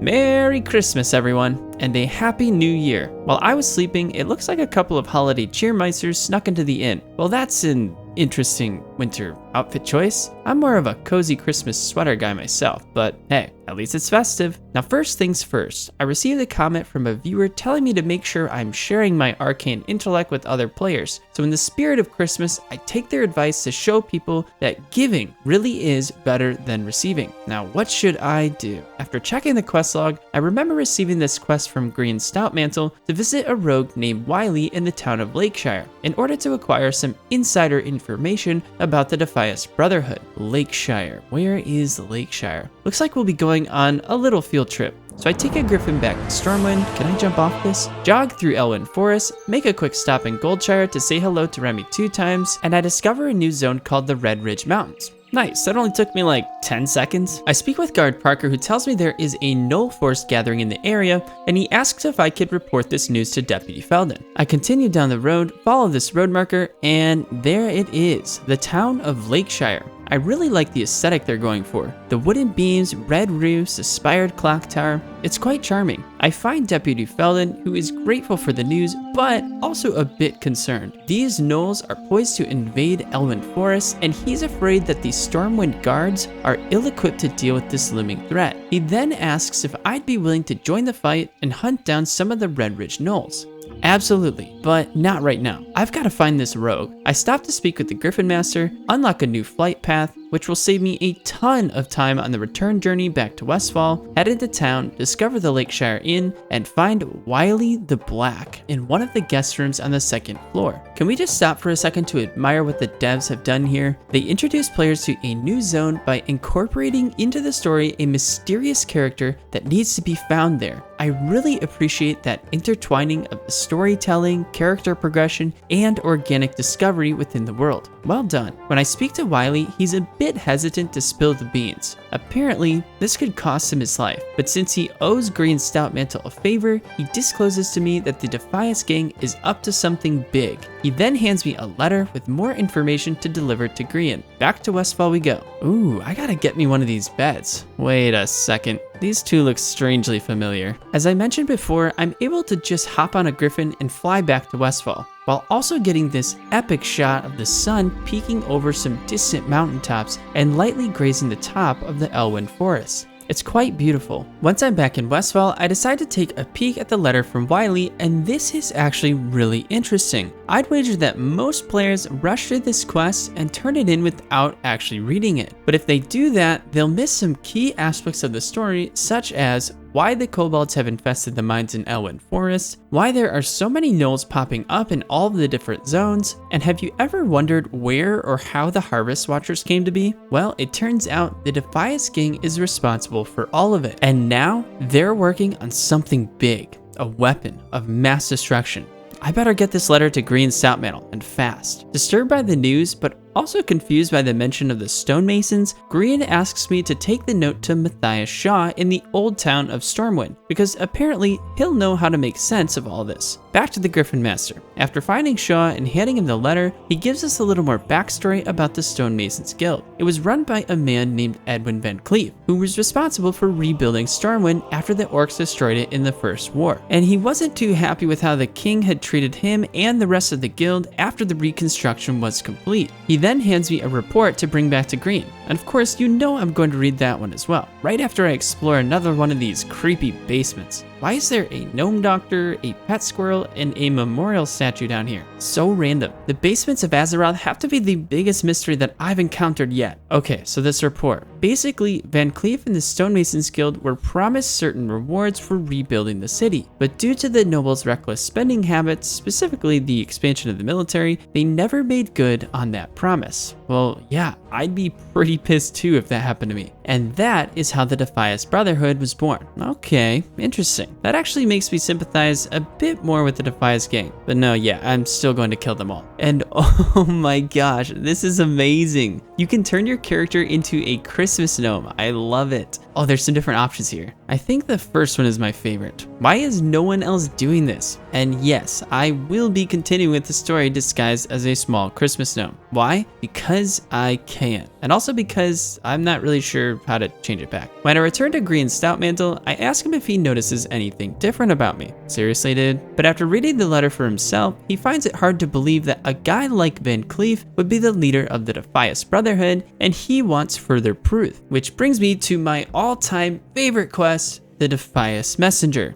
And by my favorite, I mean the quest that had me running back and forth on this road to find a guy that supposedly can be found between Moonbrick and the Janglewood Mine. Well, I've been up and down this road 3 times now with no luck, and it's kind of a long way, so where is he? Wait, no, my Christmas gnome form. Alright, now I'm just depressed. Thankfully, as soon as I return to my corpse to resurrect, it's a Christmas miracle. I find the Defias Messenger, just casually walking down the road. Despite my attempts to handle things peacefully, I'm forced to resort to violence. Alright, who am I kidding? I'm glad he put up a fight. And would you look at that? Sure enough, a mysterious letter signed by none other than Van Cleef himself. Green Stoutmantle is definitely going to want to see this. After delivering the news to him, that's all the proof that he needed. And now, we have to figure out where the Defias gang is hiding out. Luckily, there's a Defias trader that was recently captured and has agreed to reveal the gang's whereabouts in exchange for his life. But before we do that, I don't know why, but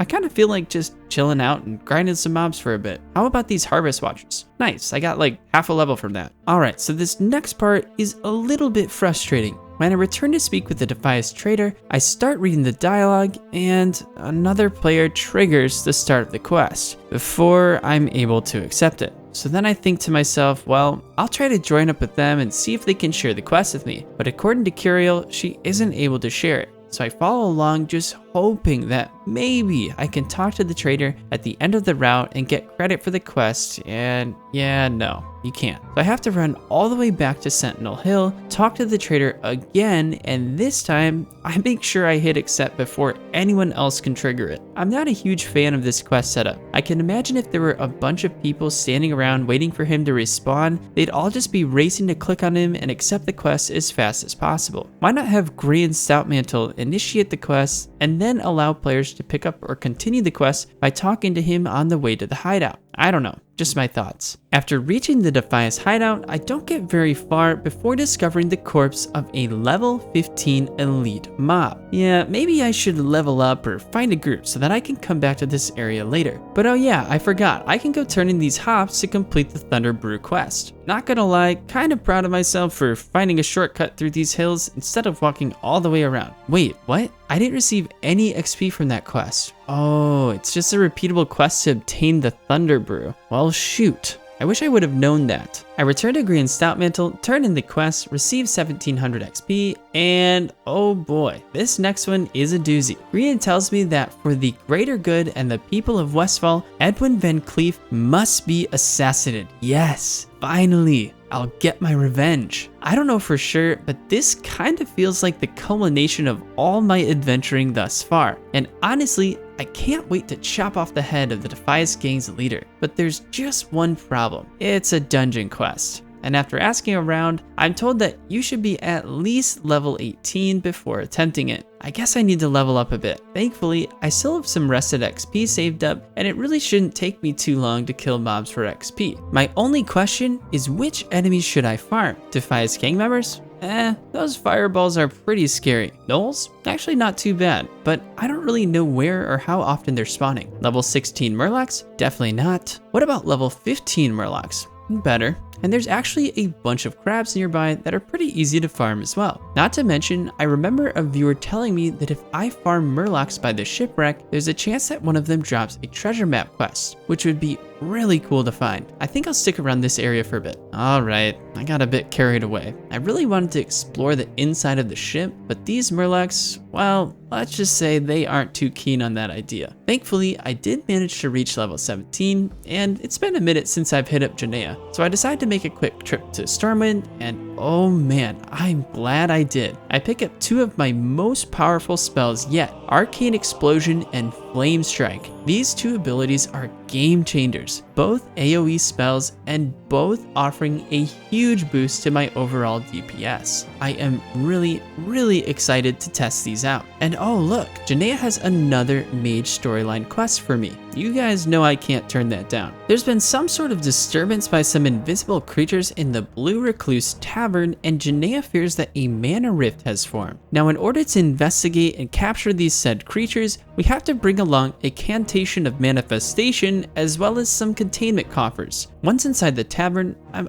honestly not really sure what to do. I'm looking for anything that might appear to be a mana rift, but I can't find anything. Thankfully, another mage comes along that's on the same quest. So we decide to team up and oh, that's cool. After using the Cantation, those invisible creatures Janea mentioned, which are called rift spawns, suddenly appear. We fight them off, capture them inside our coffers, run around to the different rooms of the tavern, and eventually capture all of the required rift spawns. I then return to Janea, who tells me she wants to study these creatures further and figure out how they slipped into our world. Oh, and I guess I've done enough to finally impress her and earn my wizard robes. But in order to do that, she wants me to go collect the material for the robes myself.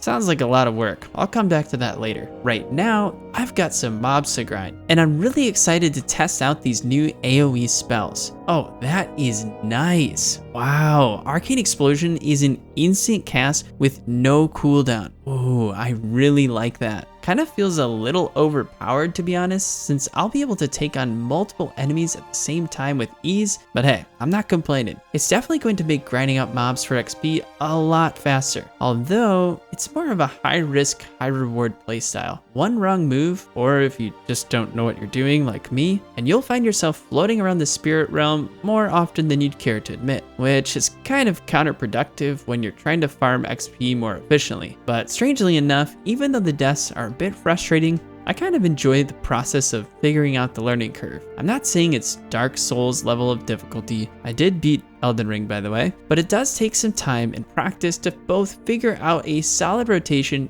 and learn the limits of your character. Unfortunately, I learned about my limits a lot. Eventually, I do reach level 18, and of course, I have to take the opportunity to flex on these Harvest Watcher weaklings that used to harass and chase me all around the Westfall farms. And now, the moment you've all been waiting for. It's time for, oh look, someone recognized me in-game for the first time, Mick Targaryen. I'm not gonna lie, this definitely put a smile on my face. If you ever find me running around Azeroth, be sure to say hello. I may not always be able to respond, but I do appreciate the support. Okay, now it's the moment you've all been waiting for. My first ever dungeon experience in Classic WoW, the Dead Mines. I am super excited for this. I tried out the group finder feature, but actually had better luck just putting it out there in general chat. And I gotta say, I'm feeling pretty good about our group. I mean, Curvylicious, come on. And check out our tank's dance moves. Yeah, I'd say we're pretty stacked. So we head down this underground tunnel, and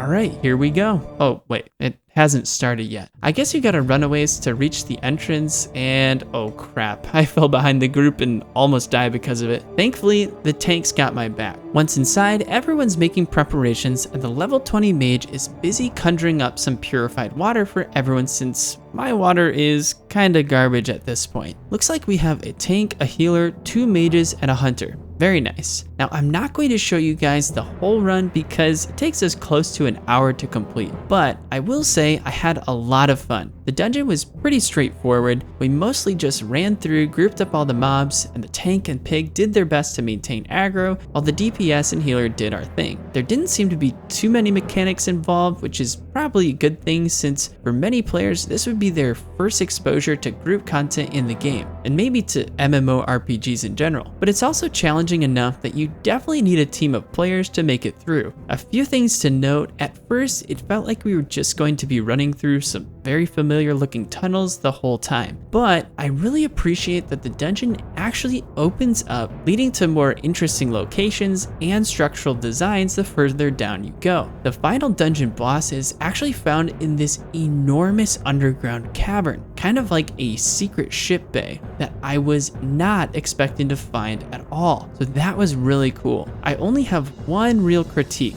the shared loot system. I didn't realize this at first, but about halfway through the dungeon, I noticed that almost every party member was choosing need or greed for each rare item that dropped. Now, I'll be honest, I actually thought greed was the higher priority option, and I don't think that was ever explained in the game, but despite that, I had been passing on most of the items since I couldn't use or didn't need them. And so in the end, I was basically punished for being considerate of others, which I don't think is a good system. Apart from individualizing the loot drop tables for each player, which honestly just makes a lot more sense, I don't have a ton of great thoughts on how they could make it better. That being said, we reach the final boss, which is Elwynn Van Cleef himself. Take him down, and yes, my ultimate revenge on the Defias Brotherhood, the leader of the gang dying by my hands. Now just give me 1 second here, I just gotta cut his head off real quick. There we go. And oh yeah, then we get wiped right after. Trying to kill a Murloc named Cookie. Don't ask me how it happened, I couldn't really tell you. I just know that I was running for my life when the healer typed this message into the chat box. Ugh, I died legitimately like 10 steps from the dungeon exit. Ah well, I'm counting it as a win. So there you have it, my first experience with a dungeon in Classic WoW, the Dead Mines. I didn't really come away with anything great, but hey, it was fun, and I got a good amount of XP as well. As I return to Green Stoutmantle, he salutes my bravery and says that this marks the beginning of the end for the Defias Brotherhood. Wow, I mean, if that's not a satisfying revenge story, then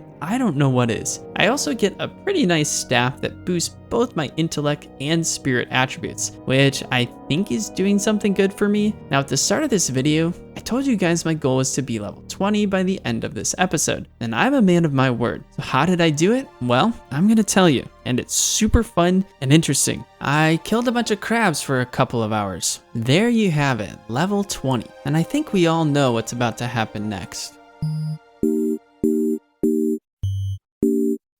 Real quick, I want to give a huge shout out to my Patreons. Thank you guys so much for supporting me and the channel. That monthly WoW subscription really starts to add up over time, so I greatly appreciate it. For anyone that needs a quick recap from the previous episode, here you go. Along with reaching level 20 and discovering a new zone called Lakeshire, I managed to complete a string of quests in Westfall centered around the Defias Brotherhood, ultimately leading me to their secret hideout, the Dead Mines, and the leader of the gang, Elwynn Van Cleef, which was my first ever dungeon experience in Classic WoW. And honestly, it was a lot of fun. We left off farming some all-you-can-eat crabs on the coast, which brings us to the start of this episode. So without further ado, let's hop back into the story.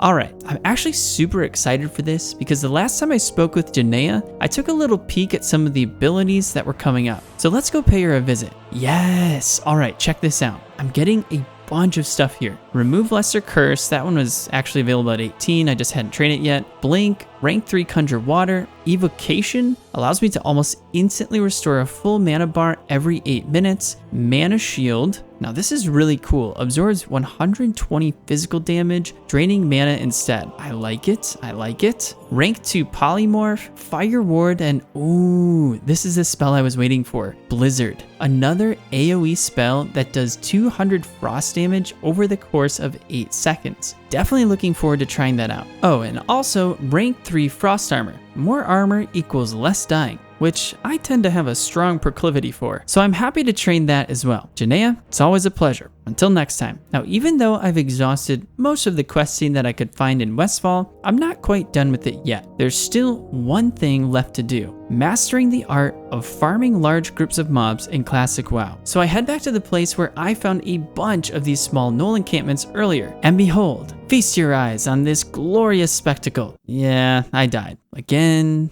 and again and again until, I'll be honest, I was starting to get a bit frustrated. But then the classic WoW gods see my struggle and take pity on me. So they send me a sensei in the form of a dwarf named Blatgat. He observes me closely during the next pull to see what he's working with, give it my best attempt, and nuts. After asking him for some tips, he's happy to provide me with a few things that I can improve on. So now, with this newly acquired knowledge, surely I will...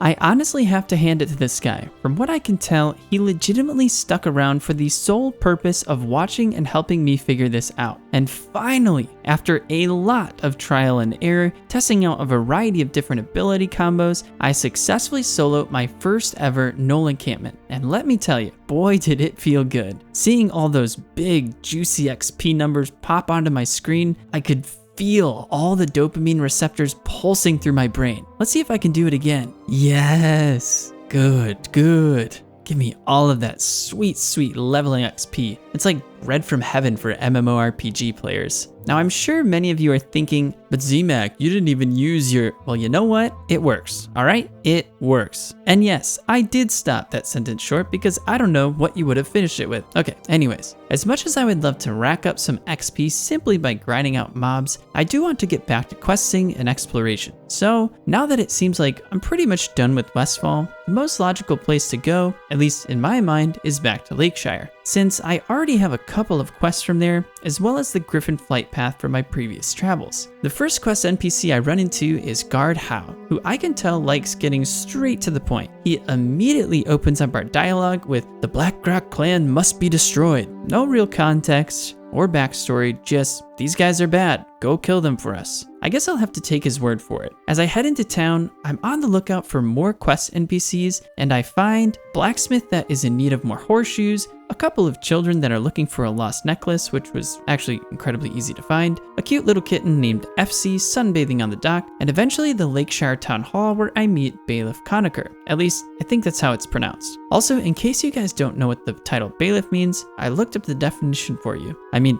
obviously, I already knew what it meant, but, you know, for your sake. Anyways, Conacher tells me there's a new villain in town that goes by the name of Morganth. He controls all of the Shadowhide Knoll clan, and they've been causing some trouble for the town of Lakeshire. So it's up to me to eradicate the clan from the face of Azeroth. I tell him, no problemo, muchacho, but, well, there is a slight problem. The quest shows up as orange in the log, which usually means you're not going to be able to pull it off, at least not by yourself. I then pick up a few more quests in town. Dockmaster Baron is running low on his supply of spotted sunfish, which apparently is a fan favorite here in Lakeshire, and along those same lines, the Murlocs haven't been educated on how to maintain a sustainable ecosystem. They've been overfishing, and it's making it increasingly more difficult for the fishermen to catch anything for the village. Well now, can't have that, can we? The solution? Decimate the Murloc population in the area. Blood for blood. Seems fair. Read this post about a missing Corporal Keishan, get hired on as a lunch delivery boy for Guard Parker, find out that Lakeshire is running low on its supply of booze, investigate yet another dark, creepy basement, take a quick look around on the second floor, oh hey Wiley, and last but not least, I run into Marshal Harris, who informs me that the Blackrock orcs have traveled from the Burning Steps and claimed Stonewatch Keep. So I'll add that to the list as well. Phew,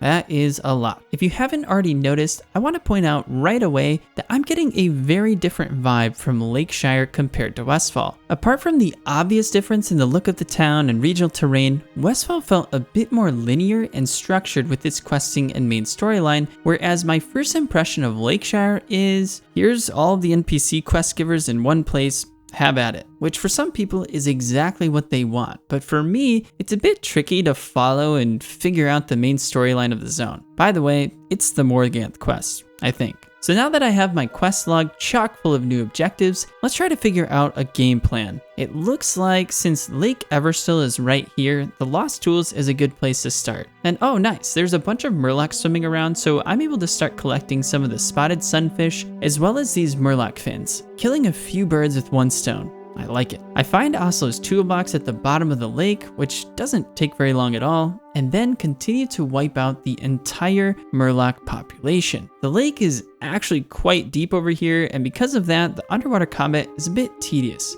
constantly having to swim up and down to catch my breath. So I head over to these little huts where I find a bunch of murlocs that are much more convenient to kill. And after about 15 minutes or so, I pick up the 10th and final spotted sunfish. Now, if you remember back to my first visit to Lakeshire, I received a quest from Deputy Felden asking if I'd be willing to assess some new gnoll encampments popping up in the area and threatening to invade Elwynn Forest. Well, I'm a man of my word, and it's time to make good on that promise. Not more than 100 yards from the Murloc village, I stumble upon my first gnoll encampment, and before I even have time to assess the situation, a couple of the beasts try to bushwhack me. Costly mistake. I continue hunting down the gnolls and oh crap, I forgot I still have to deliver Guard Parker his lunch. He's probably starving right now. So I team up with a couple other players to speed up the process and we make light work of the mongrels. By the time I reach Guard Parker with his lunch, well, let's just say he won't be leaving me a 5-star review. When I ask him if there's anything I can do to make up for his cold, wet, lake water infested meal, he responds with, well, there is one thing. He asks me to buy some flowers for Darcy. How sweet. But wait, he then adds, but don't tell the herbalist Marty whom they're from or whom they're for. That's kinda suspicious. I think our boy here is playing some different angles. Okay, don't worry man, I got you. My lips are sealed. Hey Marty, I need to buy a bouquet of flowers for Darcy. Oh crap, I mean,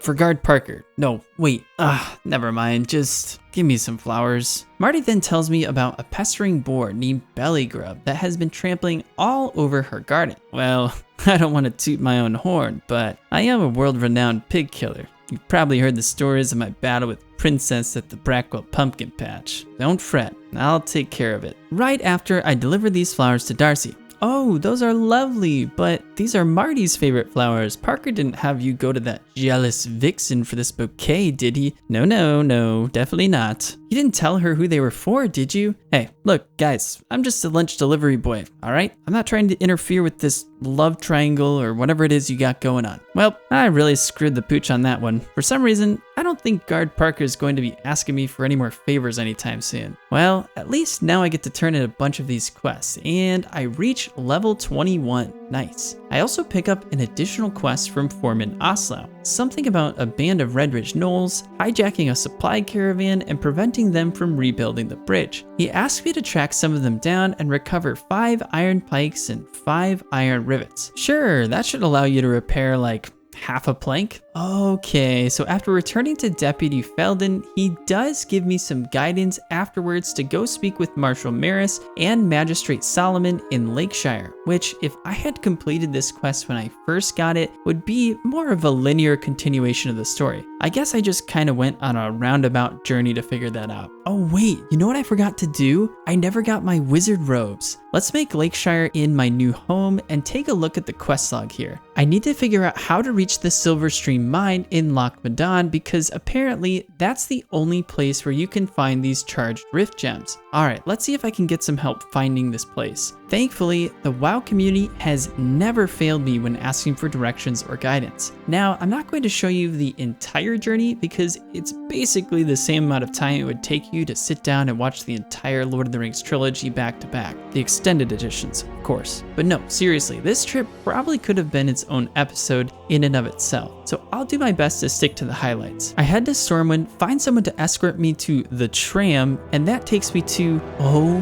my goodness, the city of Ironforge, the capital city of the dwarves. And this place is, well, it's huge. And if I had to choose one word to describe how I'm feeling, it would be overwhelmed. As I run around and explore the city, there are so many additional NPCs, shops, quest markers, and it's just a lot to take in. Not to mention, I actually met the Lord of Ironforge himself. Don't get me wrong, it's really freaking cool. I'm kind of getting some Mines of Moria vibes from it, and it makes me wonder what it would be like to play as a dwarf. It's probably a totally different experience, which is just crazy to think about, but I just wasn't expecting all of this. I'm sure there's a ton of stuff I could sink my teeth into while I'm here, but I decided to forego the temptation and simply focus on the task at hand. I do, however, speak with the Griffin Master and unlock a new flight path, which I'm sure will come in handy down the line. After asking for directions once again, I'm told to exit the forge and go east. Alright, perfect. Wait, how do I get out of here? As I exit the main gates, yep, it's confirmed. This place is awesome. I love that the city is actually carved into the side of this enormous mountain. And I appreciate the snowy biome as it's something I've yet to experience within the human starting area. I really have no idea where I'm going. I'm just going to trust what people told me and start running east. So I run, and I run, and I run some more. Oh, I have to point this out. The devs actually created a separate sound for your footsteps running through the snow. Here, take a listen.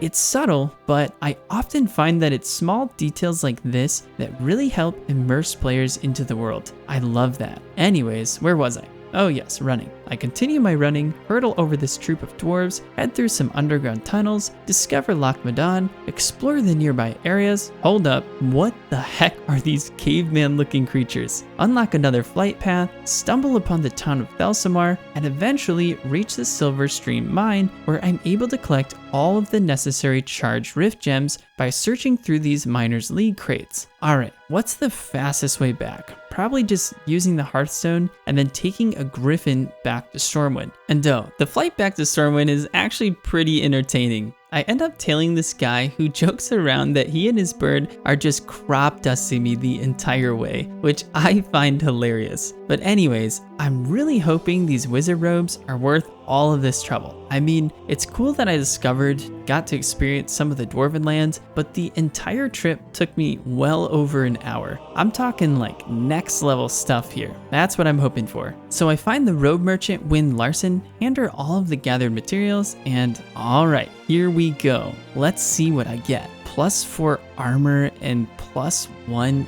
intellect? What the? Now when it comes to heroic endeavors, there's a long list of reasons why men and women might be willing to forsake their friends and family and all that they hold dear, risking their lives to kill a dragon and rescue the girl, well, in this case to save Lakeshire from Morganth and his ruthless band of Shadowhide gnolls. Some do it for love, others for fame and glory or great wealth. Me?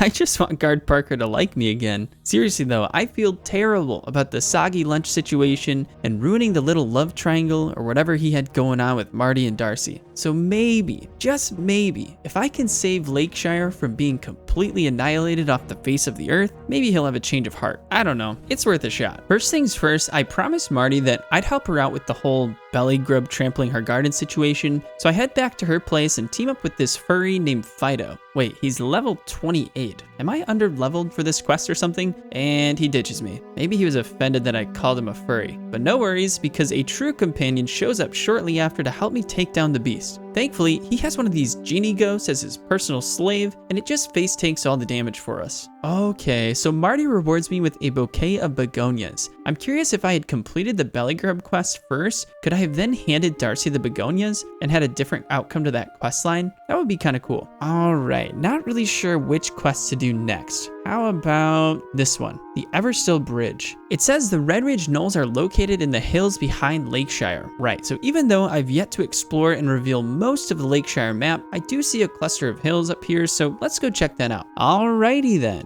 Maybe I should explore the area a bit more just to see what we're working with. Aw, cute little dragons. Okay, not so cute dragons. There's some sort of castle up here. What is this? Nope, not even gonna mess with that. Okay, I find this horde of orcs which just so happened to drop the Battle-Worn Axe quest item, and they're actually not too bad. But man, that net ability just keeps getting me into trouble. Ooh, there's a little waterway back here that leads me to this pretty cool waterfall area along with almost like a hidden Murloc village. That's fun. I then decide to hang around this area for a bit, hunt down some more orcs, eventually acquire the 10th and final Battle-Worn Axe, buy a nice little cloak upgrade from this captured servant of Azora, who for some reason seems to be content with his current situation, stumble upon the location of the Shadowhide gnolls, and I guess I missed the keep off the grass sign, to which this Dark Weaver is more than happy to enforce. So I definitely won't be going back there for a while. I turn in the Blackrock Menace quest, and Marshal Maris follows it up by asking for the head of Thurl Zune, the leader of the Blackrock Outrunner orcs.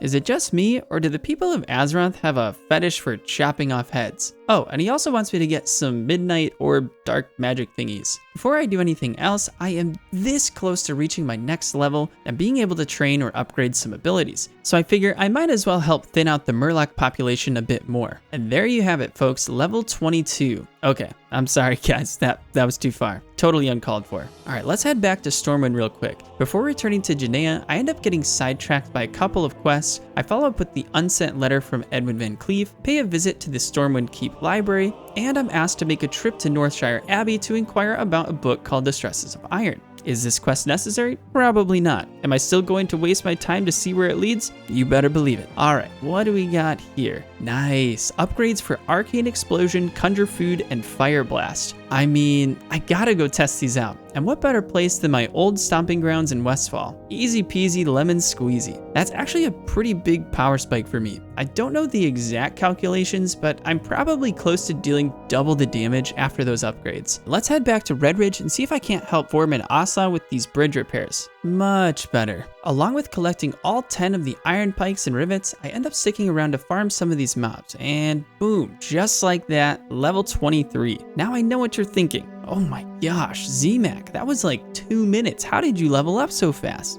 I know, it's a gift.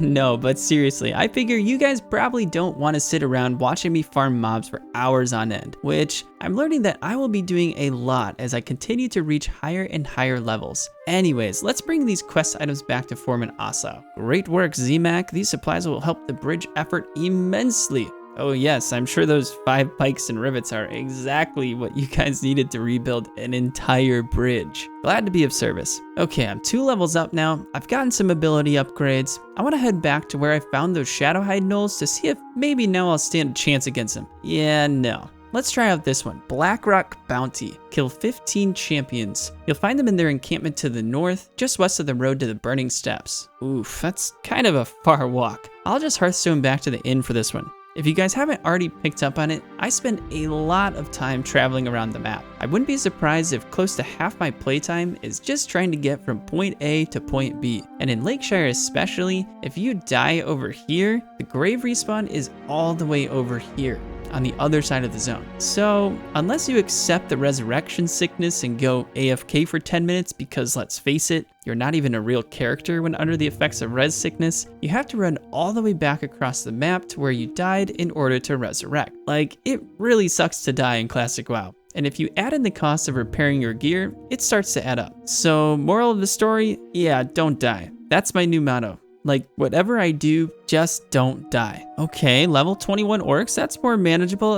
Never mind, they're level 25. Man, I am really struggling in Lakeshire to find a good flow here. You know what I mean? Wait a minute, it's almost like, no, it can't be. It's almost like this MMO was designed to be played with other people? You mean I can't just run around and solo everything on my own? What is this madness? Thankfully, as I've mentioned before, there are quite a few people running around that are more than willing to join up and adventure together, which is exactly what ends up happening. I team up with a couple guys named Sirloins and Steris, and all of a sudden, everything starts going smoothly. Imagine that. When the game content is challenging enough, players figure out a way to beat it, which in this case means grouping up. I honestly can't remember the last time I played an MMO that, apart from like instant dungeons or raids, requires players to work together to complete game content. And you know what?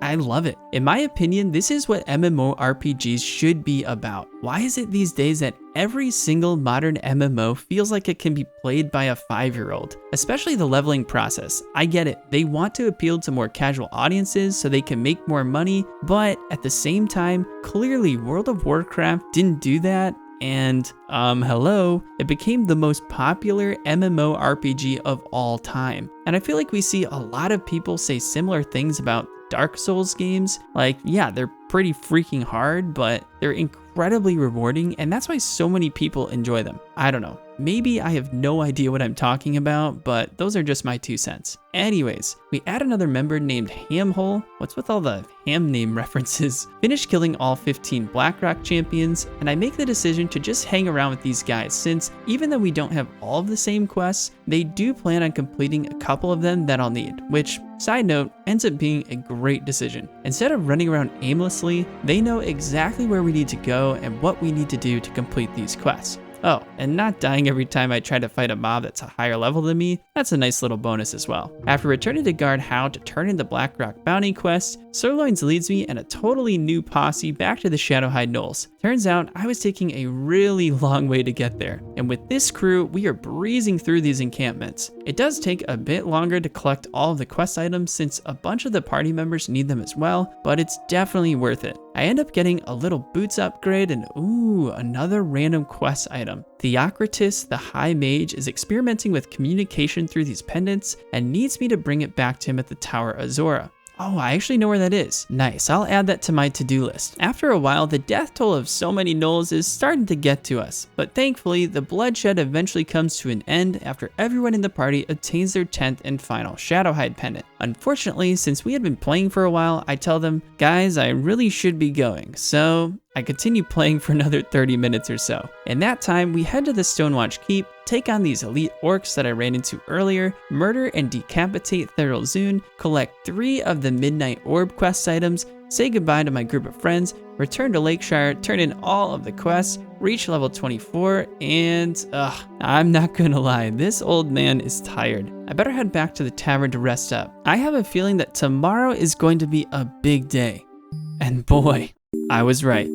Ladies and gentlemen, I just wanted to stop and say thank you to all those who have subscribed, have been actively following along with the series, liking the videos, leaving comments, participating in community surveys, and just supporting the channel. It's been such an exciting time and it really means so much to me. I cannot say it enough. Thank you guys. Now you might be wondering to yourself, why on earth is this video titled I Like Turtles? Well, based on a recent survey in regards to the video titles of my classic WoW series, the majority of voters went with the option I Like Turtles. So I felt I had no other option than to name this episode exactly that, even though it has absolutely nothing to do with our small green-shelled friends. For those of you that clicked on this video hoping to see or learn something about turtles, I'm sorry to disappoint you. You can report me for false advertising or whatever you want. Alright, without further ado, let's jump back into this story. Now that I've reached level 24, you know what that means. Ability upgrades. Let's see if Guard Parker wants to tag along. Okay, we've got Counterspell, rank 5 Fireball, and ooh, rank 2 Flame Strike. Very nice. So for today, I packed a couple extra snacks for the road because we are going on a little field trip.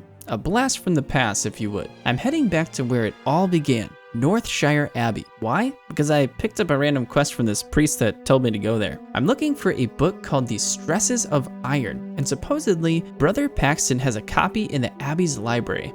Ah yes, all of the fond memories are flooding back. Killing kobolds, leveling up within a matter of minutes, having absolutely no idea what I was doing. Well, that part hasn't really changed, but it's good to be back. And I kind of love that the devs added in a quest for players to return to their original starting area. I could be wrong, but I feel like most MMOs don't do that. Usually once you've left a lower level zone, there's really no reason to return. So it's a breath of fresh air to experience something different, which, in my opinion, is more immersive and realistic. Anyways, I find Brother Paxton, but he tells me he's not quite finished making his own copy of the book. He's very particular about his choice of ink, and in order to mix up another batch, he needs to get his hands on some Rethban iron ore, which just so happens to be located in the Red Ridge Mountains. I tell him, it's your lucky day, friend, because I actually know where that is. Now before I head back to Lakeshire, I have a couple stops I need to make. Hello, cow. We meet again. Oh man, never gets old. But actually, first I speak with Smith Argus about the price of shoes, then I head to the Tower of Azora where I meet up with Theocritus to inquire about this fated Shadowhide pendant. In case you missed it, he's been working on a spell that creates some form of communication through these pendants and the Shadowhide Knolls. And now, speaking with him in person, he tells me that it's more than just communication. He actually hopes to send an attack and immobilize the beast through these pendants. Very clever. It turns out he's not a huge fan of Morganth either, As a matter of fact, he actually calls him his rival. Probably some sort of feud over a girl or something like that. Am I right? Trust me, man, I've been there before. I get it. But anyways, he needs me to take this glyph to some sort of lion statue near the Tower of Ilgalar. Oops, sorry, that's the wrong photo. There we go. In order to grant him visions of Morgant's evil plans. Sounds like a pretty good strategy to me, so I tell him I'll add it to the list. Back in Lakeshire, I deliver the horseshoes to Werner Osgood, who seems to be surprised that the blacksmith would want some form of payment for his work, so I agree to help him collect some dragon scales to cover the cost of the horseshoes, and in return, he promises to fashion something for me that I can't actually use. Oh, and he also asks if I could hunt down some more gnolls that have been terrorizing his stables. Right, before we do anything else, let's speak with Foreman Asa real quick to see if he's got any Wrathband iron ore sitting around that we can bring back to Brother Paxton for his ink supplies. Rats. He tells me that he usually has some in stock, but since they've been busy with this orc invasion, they haven't been able to gather any. I guess I have to do everything myself. Thankfully though, I actually know exactly where to find this special ore, since some of the party members from my previous travels were working on this quest and took me directly through the Wrathband caverns. Okay, let's go hunt some gnolls. I head to the caverns, take down a bunch of these Redridge Dreaders since they're the ones that are able to drop the Wrathband ore. Side note, I think if you have mining as one of your professions, you can just mine some of the ore nodes inside the cave and it probably goes a lot quicker. Collect all 5 of the ores, successfully track down 18 Redrid Brutes and Mystics, gotta protect those horsies, exact my revenge on the cute little dragons,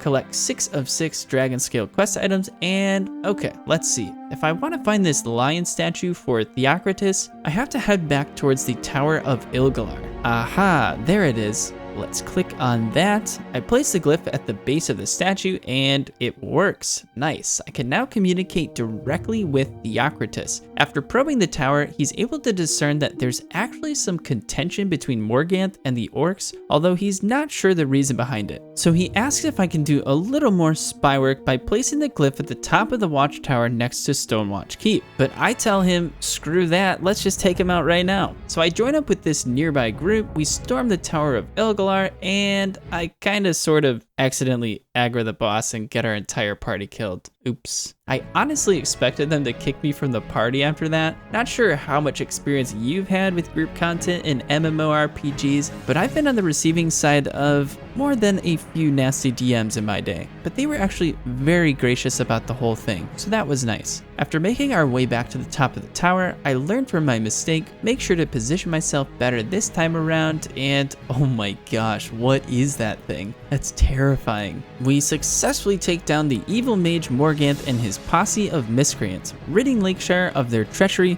once and for all. Right, guys? Wait, he's dead, right? What is he talking about? Why is he saying that? Well, crap. In typical noob fashion, it would appear that I've jumped the gun and killed Morgant a bit prematurely. And now, when he returns, I'll be facing him again in his evolved form. No, just kidding. But I do have to progress the story a little bit further before I can return to properly melt his face off. So we head over to Stonewatch Keep, place the glyph at the top of the tower, help these guys collect some of the midnight orbs, do a little limit testing to see if I can solo farm these Shadowhide Gnoll encampments. Spoiler, I can't. Turn in my completed quest, and pick up another one from Werner Osgood. Howling in the Hills. Ooh, I like the sound of that. Z-Mac, those gnolls are still out there. What does that remind me of? And one cry is louder than the rest. Yowler, their leader. Looks like I'm gonna be doing some more headhunting. Well, paw hunting this time. But first, let's return to Brother Paxton and give him this ore so he can finish making a copy of that book. And wow, that's incredible. He instantly completes his copy the moment that I hand over the ore. Wait a second, did you actually need that ore to finish the book? Or did you already have it done and just wanted someone to help you get more ink? Well, either way, I got some XP and a slight boot upgrade from it, not to mention a trip down memory lane in Northshire, so I'd say it was worth it. Let's head back to Stormwind. Hey, Brother Christoph, I found that book you were looking for. Wait, that's it? There's no follow-up quest or continuation of the story? You just wanted a copy of the book, huh? Alrighty then. Oh my gosh, guys, I am a complete idiot. I totally forgot about one of the biggest perks of hitting level 20 as a mage, teleportation. I was literally hyping that up at one point, saying how I couldn't wait to use it, and then just totally forgot about it. That's so huge. I'm such a dummy. I could have been using that for the last 4 levels. Ugh, oh well. I do remember talking to someone about what you need to be able to teleport. I need to buy some kind of regents from a vendor in the cathedral, and I honestly expected it to be super pricey, but for only 9 silver a pop, that is not too bad. Back in Lakeshire, I noticed this post outside of the inn that kind of reminds me of the wanted poster for the infamous Hogger. Yep, sure enough, it's another bounty quest. This time for Lieutenant Fangor, the leader of the Shadowhide Knoll clan. And I'm not gonna lie, I have a very positive feeling about this one. Okay, I'm sorry. My apologies. Alright, I'm done. I then make my way north, stumble upon the greatest lootable chest imaginable in classic WoW. I will definitely be celebrating tonight, reach level 25, join up with some fellow adventurers, and oh crap, I was in the middle of giving this gnoll a one-way ticket to the afterlife, and I didn't notice that my party member said he's up. By the time I realize what's happening, oh no, it might be too late. Firecast is over here getting turned into a human ketchup packet. No, Firecast, I'm sorry. I wasn't strong enough to save you, but I will avenge you. Wait, how is he healing? I didn't know NPCs could heal? Oh crap, I'm out of mana. And my get out of no mana for free card is on cooldown. Where is Hamroll when you need him? Well then, I guess it's up to me. Haha, victory is mine. Oh dude, that was so close. What a rush. Let's make sure I grab Yowler's paw real quick. After apologizing to Firecast, he tells me no biggie. And after returning to the area, he's able to resurrect and loot another paw off of Yowler's cold, dead corpse. I then return to Werner Osgood, complete the quest, acquire my first ever ring accessory, and head back to the Lakeshire Inn. Ah yes, I can honestly say there's nothing quite like a glass of ice cold milk after a hard day's work. As I look back on my adventures in Azeroth, it's easy to forget how far I've actually come. Just think, at one point, I was just some lowly mage, whacking enemies over the head with a large stick, barely doing any damage with my rank 1 fireball, dying on repeat to little piggies with horns sticking out of their noses. Yeah, I'd say I've come a pretty long way. Cause now, I mean, I'm kind of a boss. My action bars are decked out, I'm killing mobs by the thousands, hitting some big damage numbers, taking down named bosses left and right, and yet, it's not enough. I still feel empty inside because there's one goal, one challenge that I've yet to overcome. He laughed in my face. He thinks I'm a fool. I can feel the pain, the rage swelling up within me. And if I'm ever to become a true master of World of Warcraft, I have to prove him wrong. Please, Guard Parker, I just want to be your friend. Okay, so there's actually 2 major challenges I have to overcome. And today is the day that we take down Morganth for real this time, free Lakeshire of his tyranny, and finally prove to Guard Parker that I am a likable person. All right, let's hop back into the story. Now that is what I'm talking about. I'm feeling real good after that little snooze fest. Although I did have this strange dream where a bunch of murlocs kept chasing me around trying to kiss me. Weird, I know. But no, yeah, I'm feeling rested up and ready for some action. Let's take a look at what's on the agenda. Yeah, I still had a bunch of these older quests that I don't know for sure, but I'm assuming since they're grayed out, they either won't give me any XP or they probably just aren't worth taking the time to complete anymore. Someone can tell me if I'm totally wrong about that though. Oh, that's right. I still have to complete this wanted quest for Lieutenant Fangor, the leader of the Shadowhide Knoll clan. Those bullies have been threatening these lands for far too long, and it's up to me to put an end to their treachery. Let's go chop off some paws. I just gotta figure out where he's at. Anyone know where I can find Lieutenant Fangor?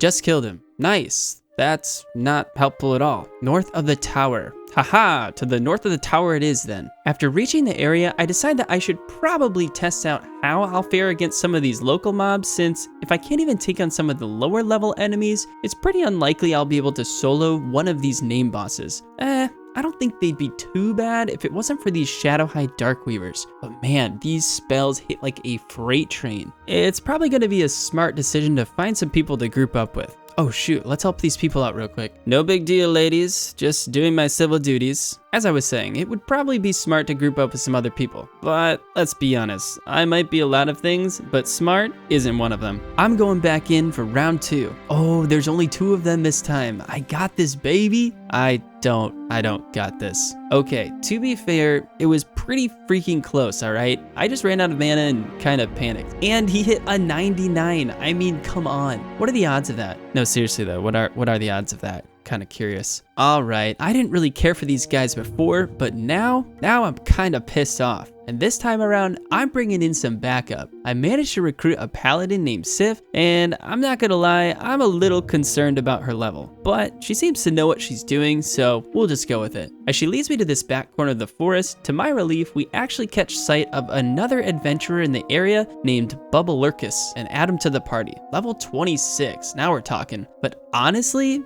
he really should go by the name of Leroy Jenkins, because as soon as we spot Lieutenant Fangor and start coming up with a plan, this dude just charges in without hesitation. Thankfully though, he is a total beast and we take down the group of gnolls no problem. But Sif even throws out a comment, insinuating she too was a bit caught off guard by the display of such impulsive, reckless behavior. I didn't even really see when or where he fell, but in the midst of the fray, we did manage to strike down Lieutenant Fangor, and I'm happy to add another gnoll paw to my collection. After parting ways with that psychopath, my companions, I was about to head back to Lakeshire, but I actually get kinda lucky with the old lion statue here. The last time I was in this area, I distinctly remember not being able to interact with it. You know how the little bronze cogwheel thing pops up? But by chance, I hover over it as I'm running, and sure enough, I'm able to click on it. Oh, that's right. I never returned to the line to speak with Theocritus after placing the glyph of Azora on the top of that watchtower. Well, it looks like his mission was successful because after much observation, he's discovered Morganth's plans. Alright, if there are any World of Warcraft gurus watching, maybe you can enlighten us about this Scythe of Elwynn? It sounds like something that could have a decent amount of lore attached to it, but I don't really know. And Theocritus is kinda terrified that Morganth might have found it, enough to say that the entire kingdom of Stormwind will soon feel his dark might. I am not prepared to pit myself against Morganth, but I fear he must be dealt with now, so you must enter the tower and face him. Me? Hold up, isn't Theocritus like a high mage or something like that? What does he mean I'm not prepared to pit myself against him? I feel like he'd be a better match for Morganth than me. And even if he is going to task me with killing him, at least have the decency to like help me out or something.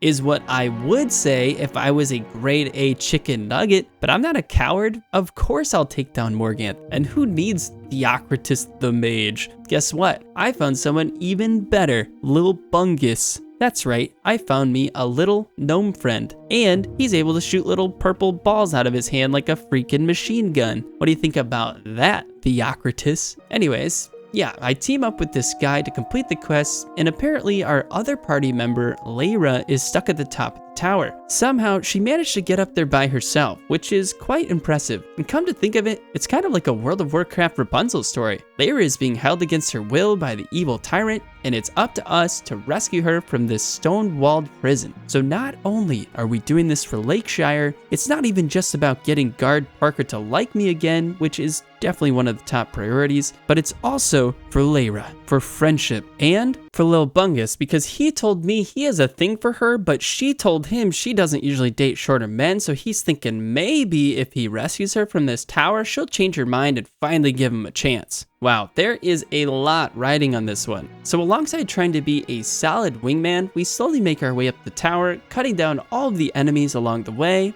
and we made it. Not gonna lie, Little Bungus, I think Lyra might be a little bit out of your league. But hey, crazier things have happened. Right, unfortunately, the rescue mission is not finished yet. Getting up here was the easy part. Now we have to figure out how to take down Morganth mage style. Yeah, we don't have a tank, so there's that. But the plan is to poly both of the gnolls, burst down the succubus, and finish off Morganth before the sheepies wake back up. And it works out pretty well, for the most part. The succubus dies almost immediately, Lil Bungus takes the aggro, Lyra and I blow up Morganth from a safe distance, but it does start to get a little dicey. The big giant ogre guy is putting a beat down on our gnome friend, so he's forced to retreat and pass off the aggro to one of us. And oh good, the gnolls are back up. great. Okay, I was actually kind of proud of myself for this play. I genuinely think if I hadn't done this, we would have gotten wiped. I quickly use another polymorph on one of the gnolls and then immediately counterspell the other one, preventing some huge magic damage and giving our team a little bit more breathing room. Lil Bungus is running for his life, trying to get away from the minion, and just in the nick of time, Lyra hits a beautiful Frost Nova to group them together. We land some big AoE damage, burst them down, and holy crap, I get hit for 101. That was way too close. My heart is racing right now. We managed to finish them off, and let's go. We actually did it. Dude, that was so much fun. Haha, what do you gotta say now, Morganth? Oh, he's actually dead this time. Nice. I then make sure to pick up the Pendant of Shadow. Our team chats for a bit afterwards. We really did have a good time playing together. Unfortunately, I don't think Lil Bungus had any luck with the lady. So I Hearthstone back to Lakeshire, turned in the wanted quest for Lieutenant Fangor, and returned to Theocritus to complete my final quest for the Red Ridge Mountains. You have done well, Zemak, in defeating the Warlock. Stormwind is saved from a great peril. Nice. That one felt good. And I receive a really nice pair of shoulder pads. My other ones don't have any stat boosts on them, so not only do these boost my armor score, but also give me +5 intellect and +5 spirit. That's pretty huge. And that's pretty much it. That's gonna wrap up my adventures in Lakeshire, at least for now. There might be something down the line that has me return to the region, but oh wait, how could I forget? I have one last thing that I have to do. So, Guard Parker, I know we started off on the wrong foot, kind of messed some things up for you earlier on, but I did just help kill the evil warlock that was threatening to destroy Lakeshire and everyone in it, which is kind of a big deal. So, what do you say? Can we start over, friends? It seems like only yesterday when I strolled across the Everstill Bridge into the cozy mountain town of Lakeshire. During my time here, I've met some new friends, encountered many challenging foes, died a lot, but I've also learned and grown quite a bit as well. And in the end, with the help of some legendary companions along the way, I defeated Morganth, liberating the Red Ridge Mountains from his treachery and taking one step closer to my ultimate goal, reaching level 60 and becoming a true master of World of Warcraft. Many have expressed their doubts. Some have even tried to stand in my way, but I am determined. The fires of my ambition will not be quenched, even if it means farming mobs for hours on end until I lose all sense of feeling in my hands. I will walk through the darkest parts of Azeroth where no man wants to go. Why? Because I said so. And also, I kind of just want to prove to myself that I can do it. Oh, and there's also the fact that I'm just really enjoying myself and having a lot of fun. So sit back, enjoy the journey, and let's hop back into the story. Now that the Red Ridge Mountains are safe and my adventures in this region have come to an end, it's time to start looking forward at what comes next. And ironically, the very thing that leads me to my next zone in Classic WoW is dementia. That's right, dementia. You see, when I returned to Magistrate Solomon to turn in the quest for killing Lieutenant Fangor, he has completely forgotten about my valiant acts and is convinced that Lakeshire is still under constant siege. I try to reason with him, but it's no use. He demands that I travel to Stormwind to speak with General Marcus Jonathan and request reinforcements for the defense of Lakeshire. When I try to explain the situation to the general, he responds with, "Nonsense, I've known Solomon for many years and he's always had a sharp mind." So he immediately elevates the situation to the king, and at this point, I'm just thinking, oh crap, this is getting out of hand. But he sends me back to Lakeshire with a response, and to no surprise, the memory loss takes its toll once again. Because even though only a fraction of a second has passed, Solomon panics and seems to think that the Stormwind army should be here in full force by now. So basically, the same thing happens again, only this time it's in Westfall. Solomon sends me to Westfall. I try to explain the situation to Green Stoutmantle that I've already taken care of the problem, but he tells me, "Nonsense, if Solomon says he needs reinforcements, I believe him. Unfortunately, there's a war waging in Westfall. But wait, I thought I already took down Elwynn Van Cleef and the Defias Brotherhood. Oh no, Green Stoutmantle has dementia too. Alright, so I might be completing some quests out of chronological order, but I guess that's to be expected since it's my first playthrough and I'm not using any guides to help me out. Despite the confusion, as I mentioned before, this questline does lead me to the next part of my journey. When I return to Magistrate Solomon with the bad news, he's quite distressed to hear that Westfall is also in turmoil and that Stormwind has been unable to send aid to them as well. So he asks the question, what action is so important that it calls the Stormwind army away from its people? Which I'm pretty sure is some sort of foreshadowing. But alright, here we go. Messenger to Darkshire. I've written to Lord Ebonlock requesting that he sends his trained guards, the Night Watch. You must exercise extreme caution. Ebonlock is the mayor of Darkshire and the heart of Duskwood. Do not stray from the roads. Ooh, sounds exciting. All right, let's take a look at the map here. I think if I just follow this road south, it should take me there. So I take one last dip in the lake, bye children, head south down the road, sing a little tune along the way, cross over this large white stone bridge, and oh nice, I made it. Discovered Duskwood. Huh, doesn't really seem that different. Whoa, okay, I spoke a little too soon. As soon as I approach this bridge, the color scheme and landscape totally shifts. Instead of the warm, vibrant display you see in Northshire and the Elwynn Forest that's more welcoming and cozy for newer players, Duskwood feels cold and eerie. There's a thick fog covering the terrain and honestly, it's a bit unsettling. It immediately makes me feel more on edge, like there's danger lurking around every corner. And then there's the music. It's slower, darker, and more ominous. In the background, you can hear a constant howling of the wind, almost as if the ghosts of the dead are hovering right above you, haunting the very air that you breathe. For anyone that's into the horror genre, this place is probably a dream. The roads are illuminated by glowing lanterns, and some of the NPCs are even carrying torches, which just reinforces the immersion in a player's mind that this zone is dark and full of terror. I love it. But enough about the zone. Welcome to Darkshire. Does anyone else think it's kind of comical that they came up with numerous town names that are almost identical to each other? For the first human town, let's call it Goldshire. Oh yeah, that sounds really cool. It kind of fits the warm, cozy starter zone vibes. How about this one? Ah yes, well there's a big lake in the middle of this one, so let's call it Lakeshire. I love it. And what about this next one? It's a little bit darker here, so how about Darkshire? Brilliant! No, but I do wonder why the towns are so closely related in name. Maybe there's a story behind it somewhere. And I think it goes without saying what the inspiration was for the latter part of the town names. Alright, first things first, let's make Darkshire our new home, and before I forget, I'd also like to unlock the new flight path. Looks like the Griffin Master is up here. What should I do now?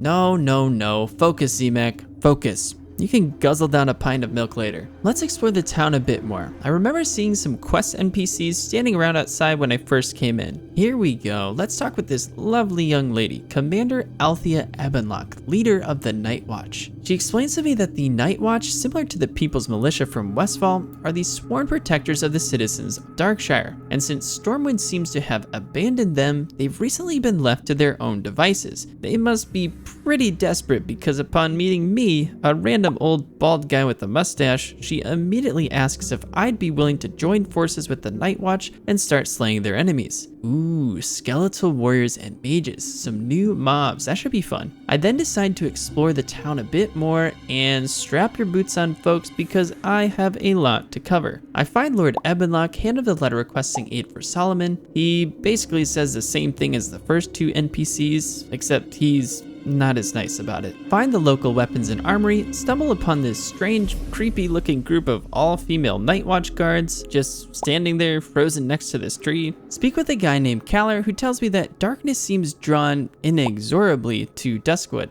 And he mentions someone named Master Caravan, who I guess is also trying to expel the evil from Darkshire, but apparently not with the Night Watch. Seems like there might be some beef there considering he calls them complacent. I'm not totally sure. Maybe we'll learn more as we go. But regardless, Kaller says if I wish to prove myself, I'll need to kill 6 Worgen Nightbane Shadow Weavers. Ooh, once again, another new mob type. No problemo. Holy crap, that scared me. What the heck is that? Stitches. It's got a skull face where the level indicator normally is, so that's probably not good. I legitimately can't even deal damage to him. Alrighty then, I guess I have that to look forward to. I then speak with Elaine Caravan, who is glad to load up my quest log. The first one involves something or someone that is haunting Raven Hill. The second quest, called The Hermit, requires me to search out an old man in a shack near the Raven Hill Cemetery, and the third concerns a man named Sven that Elaine refers to as a man who does the work of the light. Likely story. I'm calling it right now, he's the bad guy. But yeah, she requests that I deliver some supplies to him. Sure, I'll help you out. And oh, what's this? A mushroom cellar. Now we're talking. And last but certainly not least, I visit the home of Madame Ava, who I'm pretty sure is using these orphaned children to run some sort of underground thieving guild. I mean, you've got Alyssa over here as a regent vendor, selling infernal stones and demonic figurines, whatever those are used for. And then you have this kid named Logan, spelled with an H in the middle, I might add, which, let's be real, is a crime in and of itself. And he's in charge of selling the tailoring supplies. What, I'm supposed to believe that this is just some innocent establishment you guys got going on here? Yeah, I don't think so. I'm on to you guys. But anyways, Madame Ava has a couple more quests for me here. One of them seems a little more generic, called the Totem of Infliction. Basically just collect a number of miscellaneous items by killing some nearby mobs, but this other one, The Legend of Stalvin.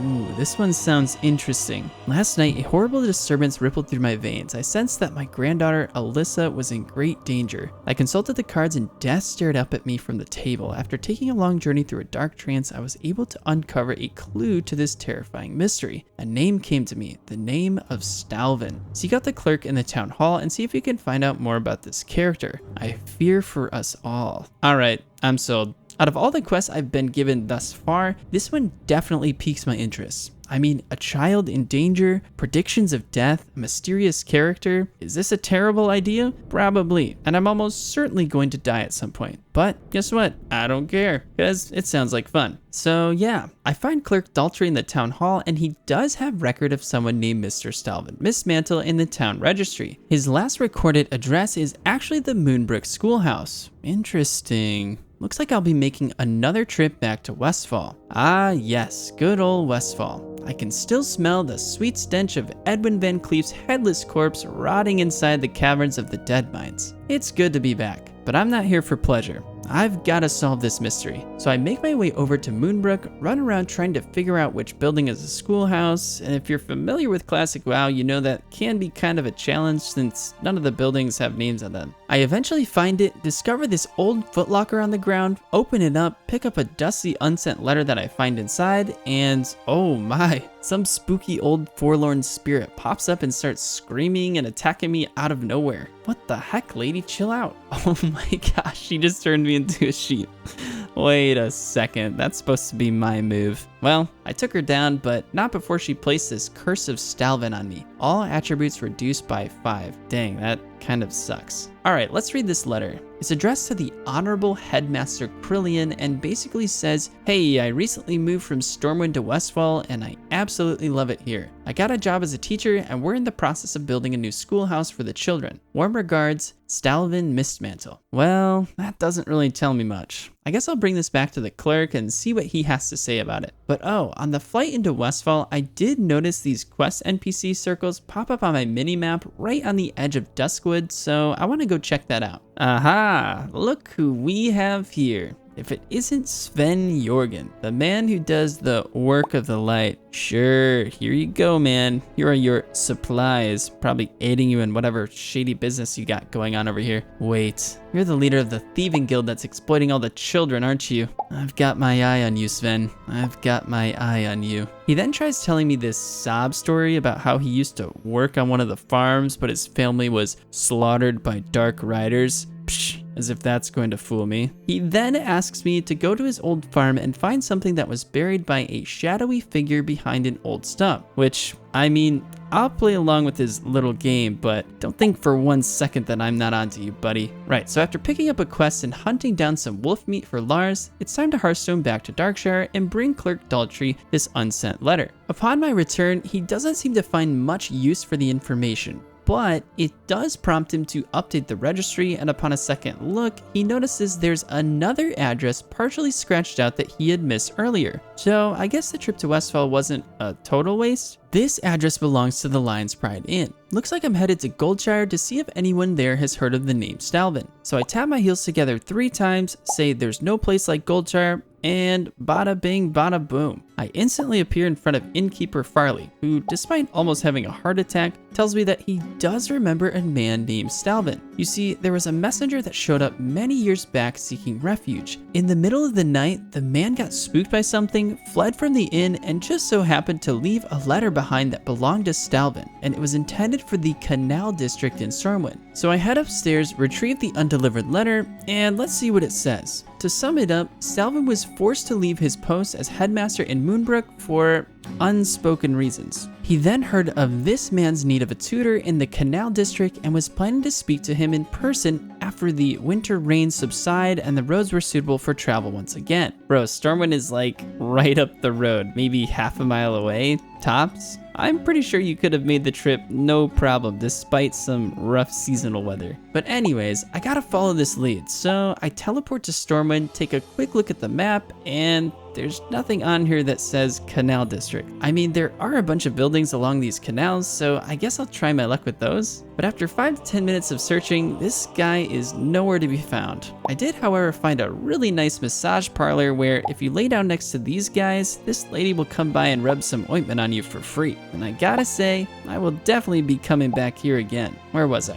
Oh yes, finding the Canal District. So I go with the tried and true method of asking people in world chat, and sure enough, someone is kind enough to help me out. Turns out his name is Caretaker Folsom, and this guy is tucked all the way back in the corner of the city. No wonder I couldn't find him. When I show him the letter, I must have really struck a nerve because he quite literally winds up to reorganize my face. And as I'm reading through the dialogue, I'm a little bit confused. He tells me that his father was the caretaker of the estate before him, but I don't know what estate he's talking about. Something about mopping the blood up after the massacre, and the last funds of the Flint Ridge Trust having all dried up. It feels like I'm missing a piece of the puzzle here, but he tells me to search through the family's packed up possessions, so maybe that will help clear things up. Inside the crate, I find a torn journal page, and after being ambushed and turned into a sheep yet again by this forlorn spirit, we get a little more insight into the situation. It would appear Stalvin did end up securing the tutoring position he applied for, and it would also appear that he's kind of a creep, talking about how the elder daughter, while being exceptionally smart, is on the cusp of womanhood and is captivatingly beautiful. I mean, I don't know exactly how old Stalvin is at this point, but there's gotta be a pretty large age gap going on. He also says he'll be accompanying the family to their summer cottage near the Eastvale logging camp, so it looks like that's where I'm going. Yo, what the heck is this? There's just this massive dragon lying dead in the middle of the street. Do mobs just randomly attack major cities in classic WoW? When I arrive at the Eastvale logging camp, I take a quick look around and eventually find a guy named Marshall Haggard standing outside what I would assume is the family's old summer cottage house. Yep, and sure enough, he tells me he actually held on to some of the parchments from the previous owners. So I head inside, retrieve a faded journal page, the forlorn spirit shows up again, and yep, Stalvin is definitely a creep. When Taloa brought him a flower from the garden, which is something that a lot of children commonly do, he says, "My heart felt as though it was trembling within my chest." Like, dude, she's a child. She probably just wanted to show some appreciation to you for being her teacher, who is an adult, by the way. All right. Anyways, Haggard then tells me that the innkeeper back in Darkshire is an expert on the local lore and thinks he might be able to help. Okay, let me get this straight. After all of that traveling and all of that investigation, I'm heading back to the local innkeeper to get some answers. Don't you think someone could have just told me that from the start? Like, oh yeah, hey, by the way, the innkeeper next door was talking about Stalvin the other day. Alright, let's go to the Darkshire Inn. When I click on Tavern Keep Smits, he asks me, "Marshall Haggard sent you? Why didn't you say so?" I did. That's literally the first thing I said was, "Hey, I got this letter here from Marshall Haggard," so yeah. Sure enough, Smits makes an immediate connection between the faded journal page, Stalvin Mismetal, and the slaughtering of a family of nobles a few years back. He says it's enough evidence to prove the guilt of that crazy man in the woods. He then hands me some muddy journal pages and tells me to report this news to Commander Ebenlock with haste. Aye aye, sir. Oh yeah, by the way, did I mention that this quest shows up as orange in my quest log? Small little detail that I forgot to mention. Within those pages though, we actually find the villain arc of Stormwind Mistmantle. His inappropriate and misplaced feelings for his student only intensified over time. But when Taloa brought her suitor around to meet him, she referred to him as her uncle and a nice old man, which pretty much sent him spiraling into despair and madness. After speaking with Commander Ebenlock, she hands me some more journal pages and asks me to take them to Clerk Daltrey to see if the handwriting matches up. The final words we read written down on these blood-stained journal pages are, "The blood I shall spill pales in comparison to the tears I have shed," which Clerk Daltrey confirms is in fact the handwriting of Stormwind Mistmantle. And back to Commander Ebenlock we go. Stormwind Mistmantle led a life of depravity. Innocent victims died by his hand. Undoubtedly, he is guilty of countless crimes. Now the lunatic threatens Darkshire. The light only knows what sordid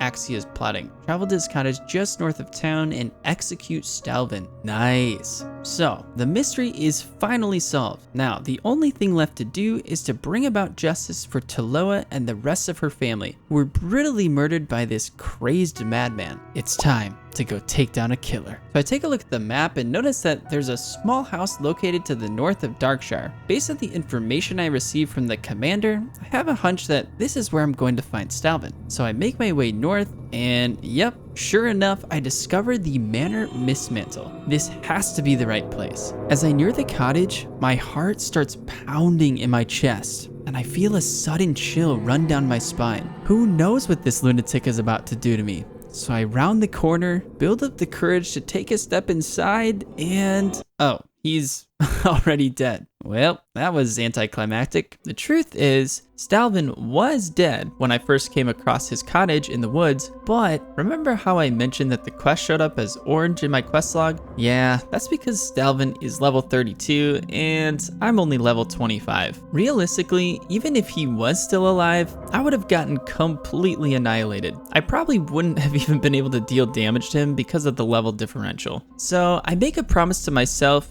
and to Stormwind that I will return to this place, and when I do, I'll be ready for him. I will be a worthy opponent, and I will avenge the innocent blood that he shed all those years ago. But for now, I gotta figure out what the crap I'm doing. I've got a bunch of quests here from the Darkshire locals to choose from, and no idea where I should start. I guess I'll just start out with the green one called Ravenhill. At least, that's what I intended to do. But you see, when you're not using any guides, and there's no real location indicators on the map or in the quest dialogue, it's kind of tough to find specific landmarks. So, instead of discovering Ravenhill, here's what actually ends up happening. I explore a bit in the area south of Darkshire, have my first encounters with the skeletal mob types, meet another creepy spirit lady named Blind Mary, head east to check out this tower symbol on the map to see if maybe that's Ravenhill. Spoiler alert, it's not, but it is the home of some really high level mobs, so I hightail it out of there. I then spend way too much time trying to jump through trees and climb up hills in an attempt to reach this little cave symbol on the map, only to find out that I actually just needed to walk a bit more south to find this path that leads to the cave. Kill a bunch of these spiders, reach level 26, discover a cemetery, albeit it's the wrong one, but hey, at least it's a start. This one's called the Tranquil Gardens Cemetery, a little bit of an oxymoron if you ask me. Now, guess what I did next? If you answered with the logical thought process of finishing up these quests over here on the side of my screen, you would be totally wrong. Why would I do that when I can pay a visit to Janaea and Stormwind to train my abilities? Unfortunately, it's a bit of a lackluster level upgrade. I actually decided to not train rank to Frost Nova after I realized that the slight damage boost without any additional freeze time is probably not worth the additional mana costs. So the only thing I acquire from her is a new ability called Cone of Cold. And it's not a bad spell since it deals AoE damage while slowing down your enemies as well. But the trip is not a total waste because I've reached a point where I actually get to pick back up with the Mage's questline, which I am very excited about. And to do that, Janaea simply tells me to seek out High Sorcerer Andromath, who just so happens to be right outside the Wizard Sanctum portal. Oops, wrong portal. He starts talking about a mage that used to study study in this very tower, but eventually was banished when he fell to the dark arts. And guess where he was banished to? The Tower of Ilgalar. That's right, we actually get a little more backstory about Morganth, the evil warlock that we recently killed in the Red Ridge Mountains. So that's kind of cool. Andromath then tells me that Morganth took a very powerful book called Yours Treatise on Shadow Magic, and he really needs it back. So I make a quick trip back to Lakeshire, head to the Tower of Ilgalar, fight my way to the top of the tower with ease, and retrieve the book for Andromath. No problem, right?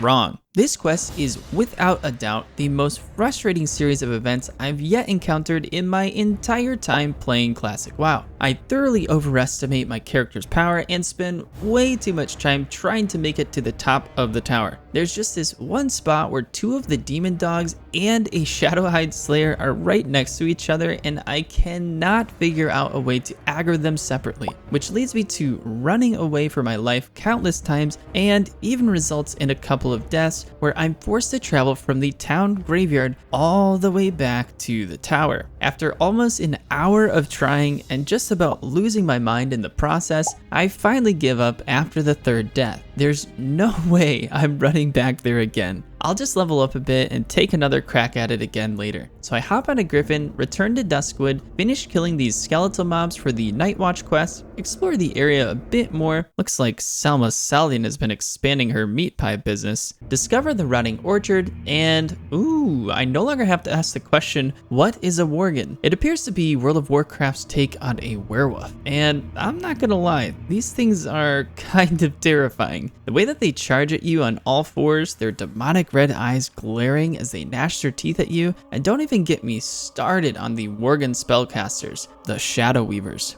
These guys know how to deal some serious damage. It's a good thing I don't have to, oh wait, I do have to kill them for a quest. Gosh dang it. After flawlessly battling it out with the worgens and not dying a single time during any of the fights, counterspell OP by the way, I managed to take down all 6 of the Shadow Weavers and then decide to continue scouting out more of the zone, which leads me to this area called the Twilight Grove. Now, I don't want any major spoilers, but can someone explain to me what the heck this place is? Don't get me wrong, it's a beautiful area, maybe one of the most aesthetic places that I've been so far. But seriously, I spend 5 to 10 minutes running around, standing under heavenly spotlights, investigating this mysterious portal, waiting in an enchanted pool, all for seemingly nothing. There's no one here and no indicators of what the purpose of this grove is. So yeah. Alright, next up we have the Jorgen Farmstead. I checked the quest log and yep, sure enough, this is the farm I needed to find for Sven's revenge. Knowing that I'm almost certainly helping out an undercover villain, I reluctantly go forth with the quest's objective, which requires me to take out some of these Defias gang members before digging up whatever it is that was buried beneath this mound of loose dirt. Nothing too exciting, it's just labeled a book from Sven's farm. But I'm not really in the mood for reading at the moment, I'll probably flip through it later. Right now, I want to keep uncovering more of this map. So I head west, discover the Volgol Ogre Mount, and aha! There's a sign marker here that reads Raven Hill. Finally! I wonder if there were more of these signs posted on the road and I just missed them. Oh well. As I continue down the road, to my excitement, I eventually make it to my desired destination, Raven Hill. And right away, I'm met by a man named Jitters, who apparently has been drinking a few too many cups of coffee. He says he's been hiding out in this ghost town, hasn't eaten much of anything for weeks, and is really craving some dusky crab cakes. Well, no wonder you're feeling jittery, man. You probably have some crazy low blood sugar. Being the good nurse that I am, I tell him, of course I'll go grab some food for you. But it's kind of a long walk back to Darkshire, and I don't really want to make that trip right now, so I'm just gonna hang around the area for a bit, if that's cool with you. Man, Jitters was not exaggerating when he called this place a ghost town. Apart from this random sketchy goblin selling some black market potion vials, the village is completely abandoned. Not a soul in sight. I wonder what happened here. As I follow the path behind the town, I then come across the Raven Hill Cemetery, which appears to be a pretty big landmark with a bunch of different mobs walking around. Probably going to be a nice spot for farming XP at some point. And as I look at the map, I notice what looks like a a hill directly east of the cemetery, which coincides with the instructions from this quest called the Hermit. Hey, would you look at that? It's my ex-brother-in-law Abercrombie. What's up, man? Long time no see. What brings you all the way out here to Duskwood? Kind of a creepy old shack you got going on. Do you live here? Oh, by the way, Denise, yeah, not too happy with you after you stopped paying the child support. Oh, you need me to do you a favor? Sure. Abercrombie then tells me that since he's so old and feeble, he doesn't know if he'd be able to make the trip to Darkshire. I feel that. And he needs me to bring him some ghost hair thread from Madame Ava. You can count on me, brother. Since I'm already over here, I decided to do a little more exploration, come across a bunch of these ghouls, another new mob type for me, discover the Dawning Wood Catacombs. Oh boy, this place is packed with mobs. Definitely feels like a death trap waiting to happen. Finish collecting all 10 of the Ghoul Fang quest items, Hearthstone back to Darkshire, speak with Chef Gruel to see if he can cook up some crab cakes for jitters, and ew, that's disgusting, dude. His crab cakes are actually made with spider legs. Jeez, man. And here I thought Salma's meat pies were bad. You know what? Fine, whatever. I'll get you some spider legs. Jitters is so souped up on Monster energy drinks that I doubt he'll even notice. Alright, let's go meet back up with the commander and report to her that my skeleton hunting mission was a success. While she is clearly impressed, she tells me that the work is not done yet. Tell me about it. I'm still trying to figure out what Sven Jorgen is hiding up his sleeve. And are you aware of the countless child labor laws that are being broken here in Darkshire? We need to get to the bottom of this. Oh, you just want me to go kill some more skeletons? Right. I then return to speak with Kaller to turn in the working quest, reach level 27. Yay. Agree to take down 12 of the Nightbane Dark Runners for him, head over to the Thieving Guild to speak with Madame Ava, turn in the Totem of Infliction quest. That's kind of an interesting item. Not sure if I'm going to use it though. Ask her if she's got any ghost hair thread lying around that I could give to my brother-in-law, and she tells me that she can make some for me if I'm able to acquire the ghost hair for her. There's a poor, sad spirit named Blind Mary nearby, and I should be able to get some from her. Alright, let's go comb some hair. So I visit Blind Mary at her cottage in the woods, hand her the comb, she brushes her hair without me even asking, and then hands it back to me without me even asking. Well, that was incredibly easy. I kind of expected there to be more to it than that. Anyways, I return to Madame Ava, give her the ghost hair, she turns it into thread, and oh man, what a day. I'd like to keep going, but my arthritis is starting to act up, and that white liquid gold is calling my name. I think it's time that I head back to the tavern to get a little bit of R&R. Need to ice the old knee and rest up for another full day of adventures. Abercrombie the Hermit, my ex-brother-in-law, also a popular clothing brand that saw its peak in the early 2000s. The last time we spoke, he asked me for a favor, to bring him some ghost hair thread so that he can string it along his doorway to keep out unwanted spirits, which I am 100% confident that is exactly what he will use it for. I mean, he's never given me any reason not to trust him, well, apart from abandoning my sister along with the 3 children refusing to pay child support. But that's beside the point. And look, he even pays me for my services. See, what a nice guy. Thank you, kind sir. He then follows it up by asking if I could retrieve for him a certain liquor called zombie juice. Planning on throwing a little party, eh? Perfect. I'll bring some crab cakes. Wait, I am invited. Right? And please hurry, Z-Mac. These nights get cold and I need that drink to put fire in my veins again. Well, alrighty then. Wouldn't want old Abercrombie freezing to death out here. Now, since I'm already over here by the Raven Hill Cemetery, I figure I might as well take the opportunity to complete the quest for the commander and kill a bunch of these skeletal fiends and horrors, which wouldn't have taken long at all, except for the fact that there are like 3 times as many horrors as there are fiends. So I just keep running around blasting away at the mobs until after about 30 minutes or so, I finally reach 15 of each enemy type. Nice. Now that we've slaughtered an entire village worth of fiends and horrors, I think that now is a good time to sit down and read through that book we found on Sven's farm. And I've found the perfect spot, right on top of this dead skeleton's rib cage. Ah yes, that's quite comfortable. It even has a slight cushion to it. Alright, instead of me reading through the entire thing, I figured that's probably going to be a little bit boring for you guys. And we can't have that now, can we? So here's a quick summary of what it says. An unknown person found a cursed scythe in Roland's Doom. Don't ask me where that is because I have no idea. That seems to have transformed Duskwood from a previously mild region, more similar to Northshire, into the terror that we see today. More specifically, this individual was actually responsible for unleashing the Worgen into Duskwood. No, stop it. I'm trying to read here. And while most of their companions were killed, they made it out alive and hid in Sven's barn for a few days. Alright, so I learned quite a bit of information from that. First, a little bit about the lore of Duskwood and the backstory of the Worgen. Second, I'm pretty sure this answers a previous question I asked about the Scythe of Elwynn, or at least a part of it. Third, I feel pretty confident that I know who this unknown person is since it mentions them getting their nickname from being quick to flinch from jabs and leap free of pitfalls. And last but not least, I might actually be wrong about Sven, since the journal mentions that the family were actually kind, decent folk. But let's not get ahead of ourselves. Anyways, I then Hearthstone back to Darkshire to grab a bottle of zombie juice from Taverkeep Smith's, and of course, he needs me to gather some rot blossoms to make his brew. Oh, and guess where I can find them? Inside the skulls of these skeletal horrors and fiends that I just spent the last 30 minutes farming. Yep. Well, let's go turn in the Night Watch quest to Althea, and she's grateful for my help, but the Night Watch is not done with me yet. She needs me to go hunt down some plague spreaders. The quest is showing up as orange, so not sure if I'm going to be able to do this one, but either way,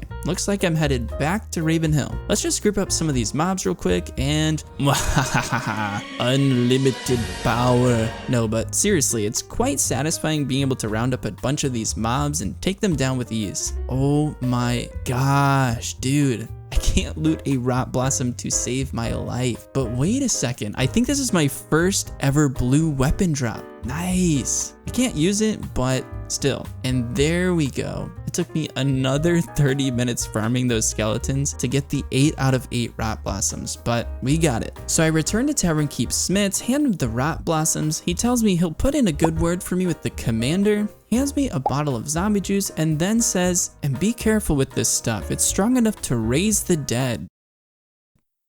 Ah, come on, you're messing with me. This stuff will be perfect for Abercrombie's Rager this weekend, and I for one am looking forward to it. And now, a word from today's sponsor. Are you tired of wearing that same old Start a Zone gear? Tired of walking around the city of Stormwind and hearing someone yell out, "Hey, your outfit sucks"? Well, you're in luck, my friend. I've got just what you're looking for. Introducing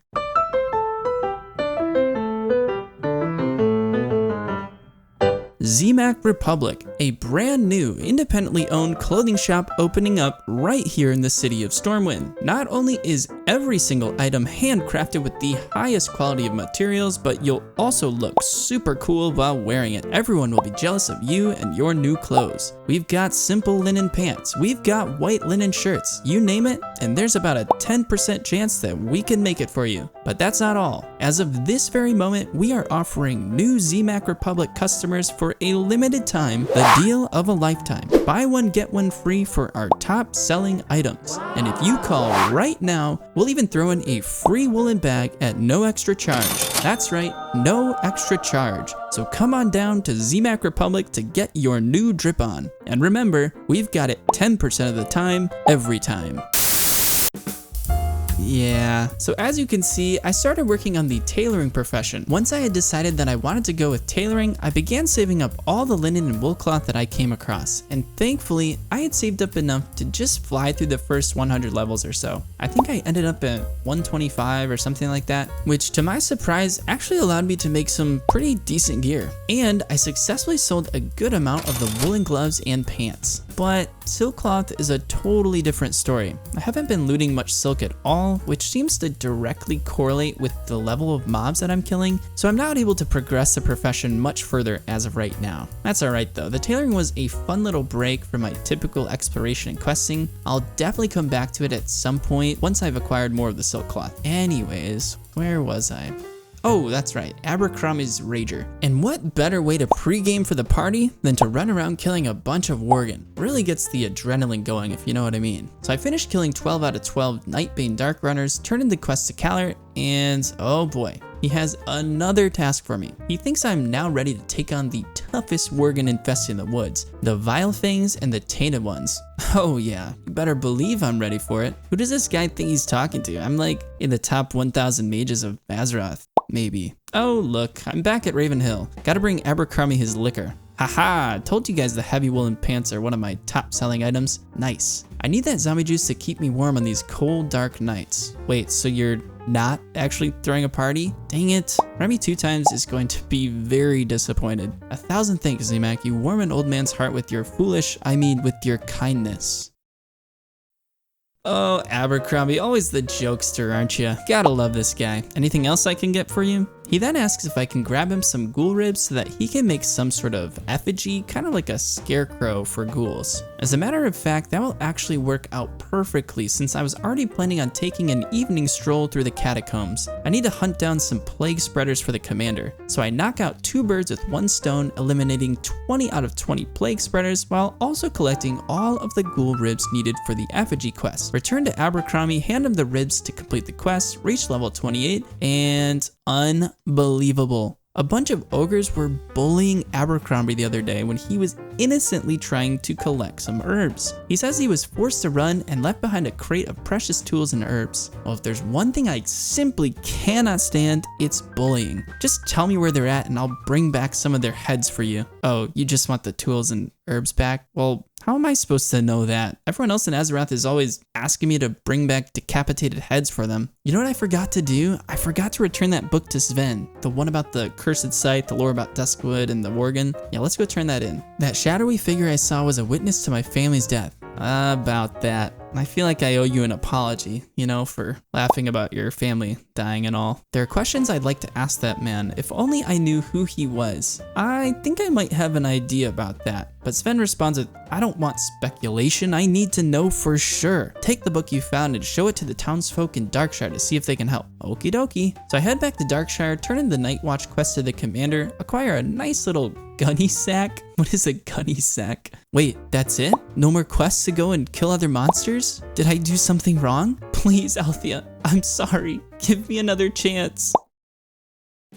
Alright, let's see if any of these townsfolk know anything about this shadowy figure, even though I'm 99% positive it's going to be Jitters. We'll start with the child slave owner. She tells us the original owner of this book is not a native of Darkshire, but the book itself was purchased here. Okay, who would be selling books around here? What about the clerk? Oh yeah, baby, level 99 detective skills right here. Ah yes, I sold this book a month ago to a shady person. He didn't tell me his name, but he was a nervous, jittery chap. I knew it. You might want to expand your search to the inn. No, I think that's all the information that I search the inn. Okay, geez, I'll go search the inn. Oh, baby, look at all these items that have sold. Mom, check it out. I'm rich. Okay, Tavern Keep Smith says he remembers the book and owner, blah, blah, blah. We already know that it's Jitters. All right, time to go solve this mystery. As always, a massive shout out to my Patreons for supporting the channel throughout this creative work. I am truly honored and greatly appreciate your generosity. If you'd like to become a part of the Patreon family, be sure to click on the link listed in the description below. Now without further ado, let's hop back into this story. Alright, back to Duskwood we go. Time to return to Ravenhill because I've got some unfinished business with Mr. Jitters to attend to. I'm sure Sven is wondering what has been taking me so long. Oh geez, yeah, let's try not to get killed by the level 35 elite waltzing down the road. They look like they've got it covered. Don't mind me, just gonna walk around you guys here. Oops, did I just say I was going to interrogate Jitters? What I meant to say was my ADHD would kick in and I'd get totally sidetracked as I stumbled upon this ogre territory. But it's actually kind of fortunate because the last time I spoke with Abercrombie, he told me he needed me to retrieve his box of tools and herbs that these ogres had stolen from him. Plus, I've been really looking forward to trying out my new rank 2 blizzard. Oh, it's so glorious. And I think this is my first encounter with ogres, right? I honestly don't remember. There's so many mob types I can't even keep them all straight. Personally, I like the ones with 2 heads. What an interesting life that would be. Can you imagine what that would be like? Having someone else attached to you at all times and they're able to control your body as well? Like, how would that work? What if one of them wants to go for a walk, but the other one wants to take a nap? And what if they don't agree on what they want to wear? Maybe one head feels like dressing up, but the other head wants to keep it casual. Do they alternate days where only one of them gets full control of the body, or simply take turns with every other task? These are important questions that I need the answer to. Haha, I found Abercrombie's crate. Nope, wait, that's just a chest full of melon juice. Haha, I found Abercrombie's crate, and while we're here, might as well go spelunking in this fiery, hellish ogre cave. Oh, look, another chest. Well now, I'd say that was a very successful ogre massacre, if I do say so myself. Time to go return these supplies to Abercrombie. You got my crate? Funny story actually, you see, I had to kill a bunch of these ogres, and then there was this chest sitting right next to it that I thought was your crate, but actually it was just a chest full of melon juice. Just give it to me. All right, jeez. Don't get your panties in a bunch, bro. Or should I say ex-bro? Starting to understand why Denise didn't like you. Thank the neck. Well, thank you, Z-Mac. You have more than earned your reward. Yeah, I'd say so. I've been running all over Duskwood running these errands for you. Take this note to Ello Ebenlock, the mayor of Darkshire. He and I are old friends, and when he reads it and discovers what you did for me, I'm sure he'll be just as happy as I am. Ha ha ha ha ha. Sorry. You good? Yeah, I think so. Might want to get that checked out. Sounds kind of serious. All right, let's crack open this letter real quick. The letters on this note seem to flicker and dance across its surface. It is impossible to glean meaning from them. Is this one of those lemon juice inks? You know, like the one from National Treasure? Okay, what was I supposed to be doing? Oh, the shadowy figure, that's right. Let's go talk to Jitters. Who are you? Leave me be. Dude, we've already met before, like 2 episodes ago, when you asked me to bring you some dusky crab cakes. Totally forgot to do that, by the way. My bad. I think the quest went gray, so I just got rid of it. Anyways, yes, I'm the author of that book. You finally found me, eh? Yes, I know. I'm sorry, I got a bit distracted on the way here. Well, if you read that journal, then you only know half of it. He then hands me the completed journal and tells me that the rest of the pages contain the full story of what happened at Sven's farm. Oh boy, this should be good. Just to recap, the first half of the journal told us that Jitters found a cursed scythe, accidentally unleashed the Worgen into Duskwood, all of his friends were brutally murdered by the beast, and that he ended up hiding out in Sven's farm for the next couple days. Now, I don't usually read through the entirety of the text in my videos for this sort of thing, but this story is actually quite good, and it's worth the read. Like, seriously though, it's heartfelt, emotional, well thought out, and okay, yeah, I might have teared up a bit as I read through it. Is that what you want to hear? It's probably, no, it definitely is the best quest journal storytelling that I've encountered thus far throughout my time playing Classic WoW. So sit back, maybe grab a cup of coffee or settle into your favorite grinding spot, and let's dive in.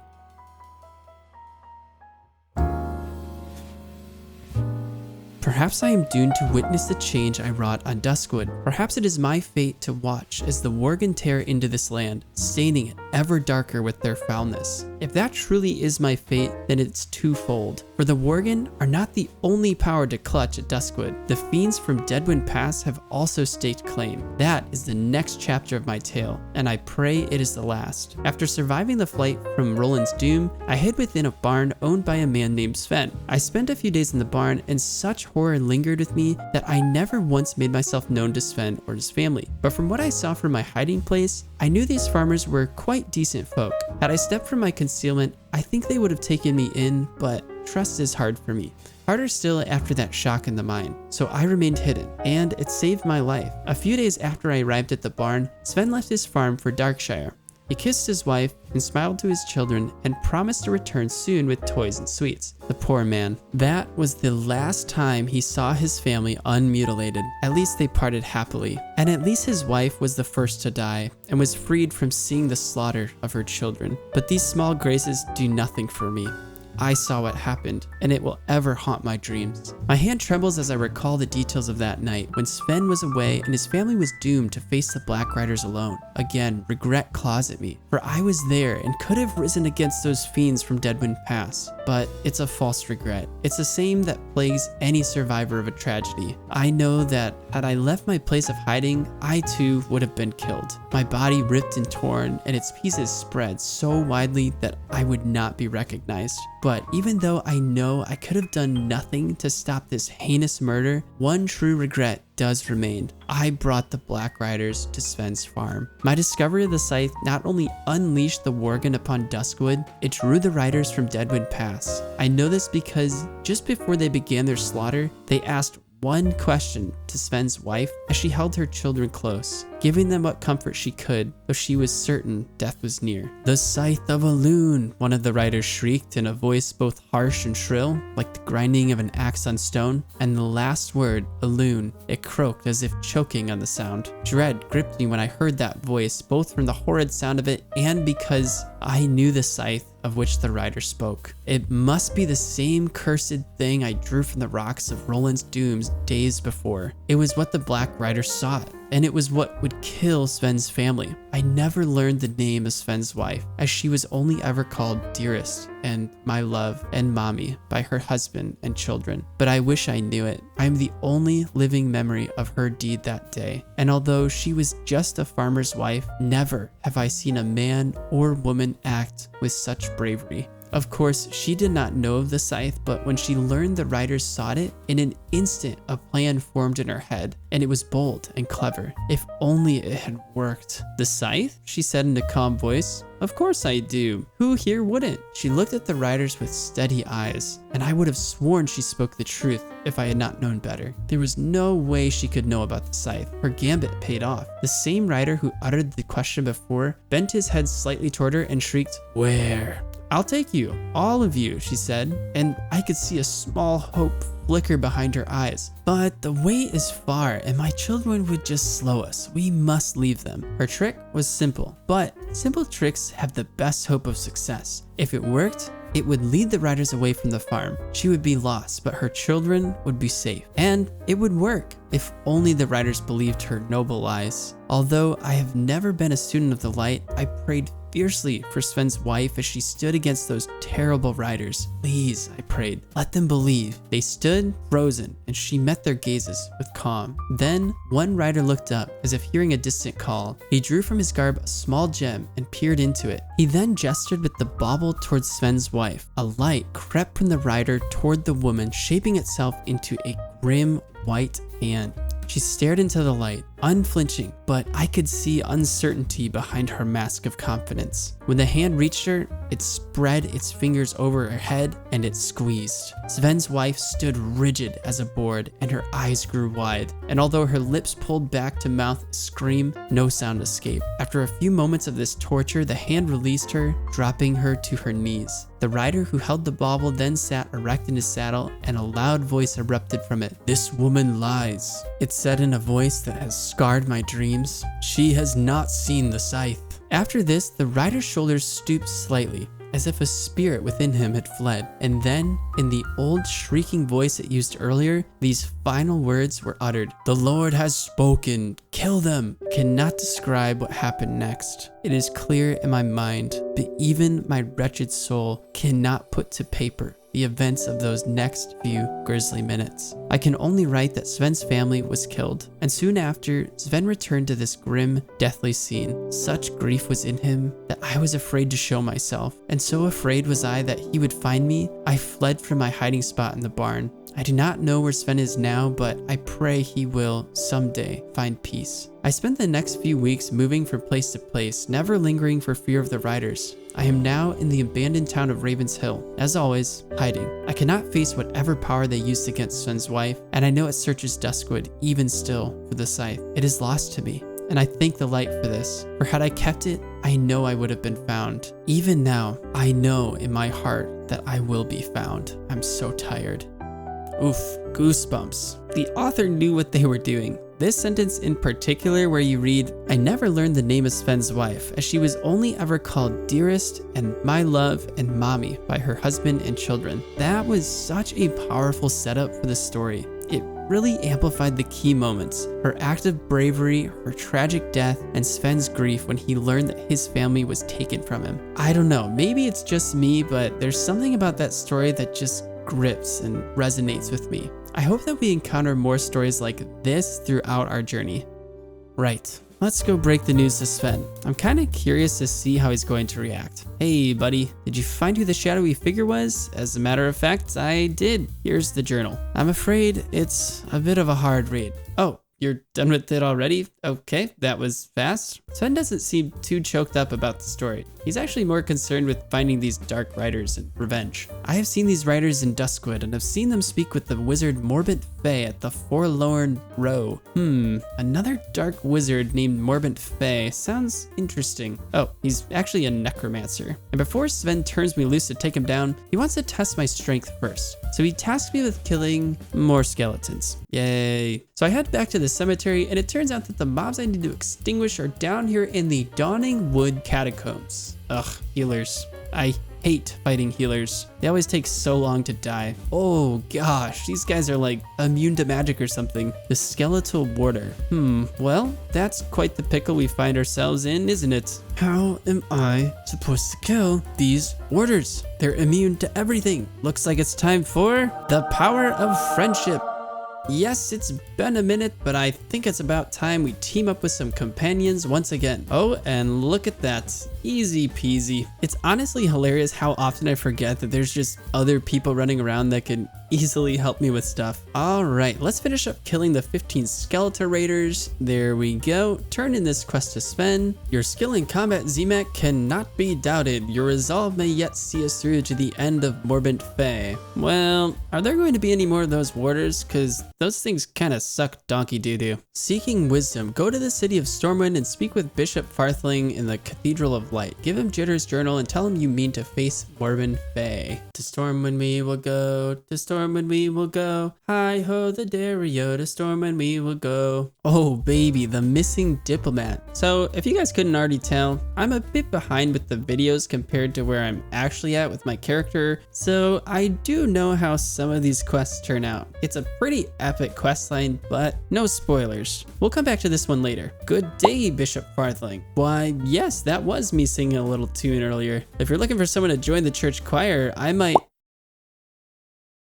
Oh, wow, I just got roasted by a bishop. Was not expecting that. An evil taint has gained a foothold within the already beleaguered Duskwood. I thank the light we have a hero such as you to face it. Oh, yeah? Well, you have a funny way of showing it, but you must first prepare yourself for the coming trial, for the necromancer Morbant Fae is immensely powerful and has cast dark enchantments about himself to protect him from physical assaults. If you are to defeat him, you will need a weapon that is proof against these protections. Yes, I would love a new weapon. No, it's another spin-off quest. I'd have to go to Menethil Harbor in the wetlands to continue with this one.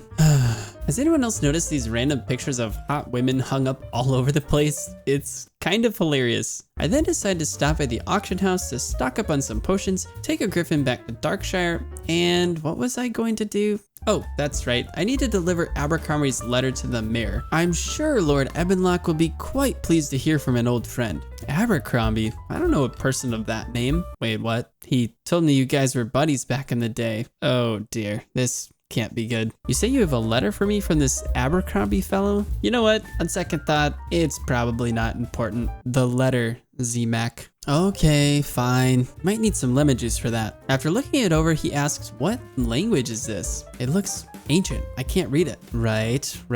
Should we just toss it then? Take the note to Sira von Indy. That's an interesting name. He's very learned in languages and ancient arts. If anyone here can translate this message, it's he. Well, I've got a very bad feeling about this. Let's go talk to this guy. He tells me he doesn't know him, but that if he's living at the graveyard, his brains are likely rotted out. Yeah, my sister used to say the same thing about him. I'll just need a little bit of time to translate. Ha, just kidding. I translated it for you instantly. Wow, that was very impressive. Thank you. I know, but oh dear, this is bad, very bad indeed. The air grows heavy, as if a thick black curtain is drawn over the land. Oh my, if what is written on this note is true, then Abercrombie's done something unspeakable. Better bring the translated note back to Elo, and do so quickly, for I fear a doom already lumbers toward our town. Oh no, what does the letter say? Greetings, Elo Ebenlock, Mayor of Darkshire. I'm afraid I have news for your town, grave news. You see, I am a creator. I I fooled the bearer of this note into aiding me in my latest, most dire creation, a fiend of flesh and bone and twisted metal.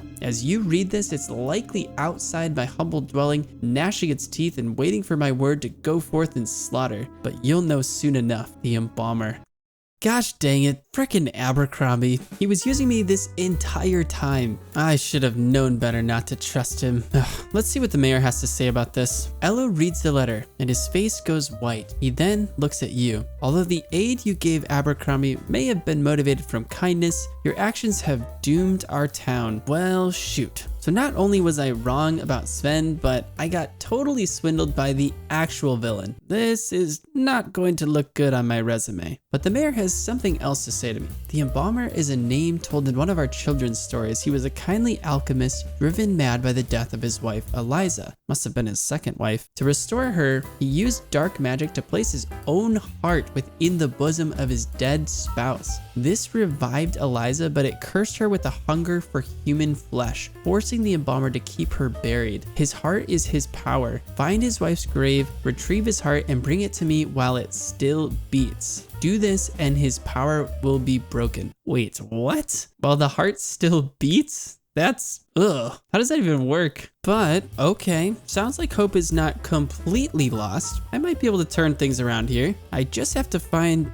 Abercrombie's beating heart inside his dead wife's corpse. Hey, at least it's not a head this time. But no, yeah, a beating heart is way worse for sure. Now, of course, before I attempt the last-ditch effort to save the town of Darkshire, I need to pay a visit to Abercrombie and give him a piece of my mind with this angry emote. You dirty, rotten, no good son of a gun. And that's about all I can do because I can't talk or even interact with him. And that, my friends, finally brings us all the way back to the start of the video. What? I told you I'd tell you everything. So I make my way behind the shack, click on Eliza's grave dirt, and I get this quest pop-up that reads, you dig through the semi-loose dirt over the grave and find the remains of a coffin. Within the coffin, you can feel the vibrating scrapes of clawed fingers and the gnashing of rotted teeth. Will you open the coffin and retrieve the embalmer's heart? On second thought, I'm sure the town of Darkshire will be fine. I mean, honestly, I don't even really know these people that well.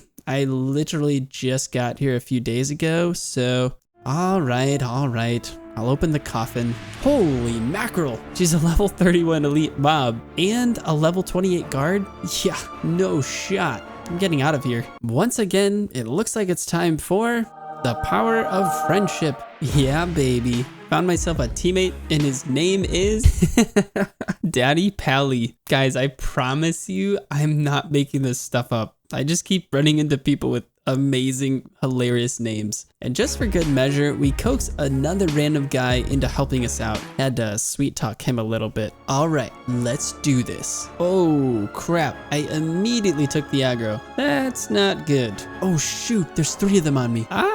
No. I'm gonna die. Help, guys, help me. Yep, I died. And by the time I make it back, the corpse has already completely deteriorated and we have to do it again. But this time, my new friends show me the ways of the Jedi, or the mage, I mean. I can simply just stand on top of this shack here and blast them to smithereens from a safe distance. Nice. Hooray, we did it. So I grab Abercrombie's beating heart, and before returning to the mayor to tell him the good news, I decide, well, since I'm already over here, I might as well go ahead and farm some mobs. What? I'm sure the people of Darkshire will be fine, but there's one problem. I stopped recording and kinda sorta forgot to turn it back on, which I'm actually pretty bummed about, but what can you do? So in order to make it up to you guys, I've decided to show off my artistry skills. Here's a drawing of me speaking with the mayor, and here's the dialogue from the completion of the quest.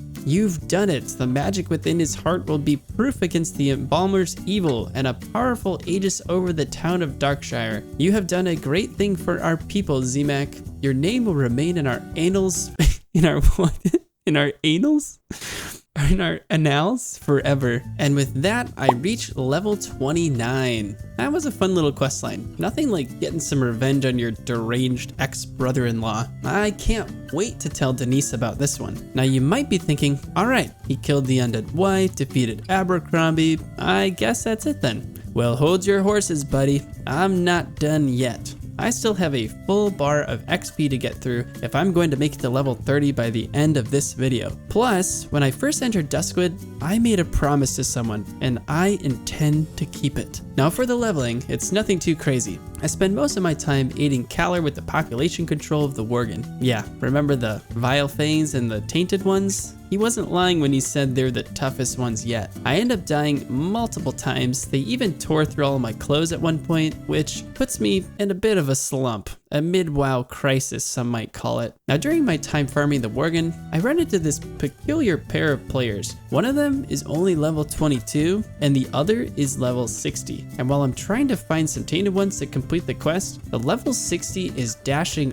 all over the place, killing mobs in one hit, which is really unfortunate for me. I can only assume this is some sort of boosting service. I could be wrong, but if it is, it makes me ask the question, what is the point of doing this? He's not even playing the game. He's just watching her do everything. I know this sort of thing happens in all MMOs, but it's just kind of strange to me. Maybe there's something going on here that I'm just not aware of. You guys can let me know. Thankfully, I get some help from a good old chap named Caldoz, or Caldozy, and we're able to knock out my Tainted Ones quota for the quest. And then I decided to simply head over to the Rotting Orchard to farm a bunch of these Worgen. I found this spot where the mobs have a really low cooldown, they're an appropriate level for me, and they're giving me some really good XP returns. I really want to reach level 30 before taking on my next challenge. Yeah, level 30, halfway to 60, baby. Well, actually, ZMAC, level 30 is not the true halfway point to 60. If you're going by sheer amount of XP alone, the halfway point is actually closer to level 45. Seriously, guys? Seriously? Come on. That is not what I need to hear right now. How about a congrats, ZMAC, you're doing such a great job. Keep it up. We believe in you. No, I'm just messing with you guys. I know a lot of you are excited and supportive of the sloth-paced progress that I'm making.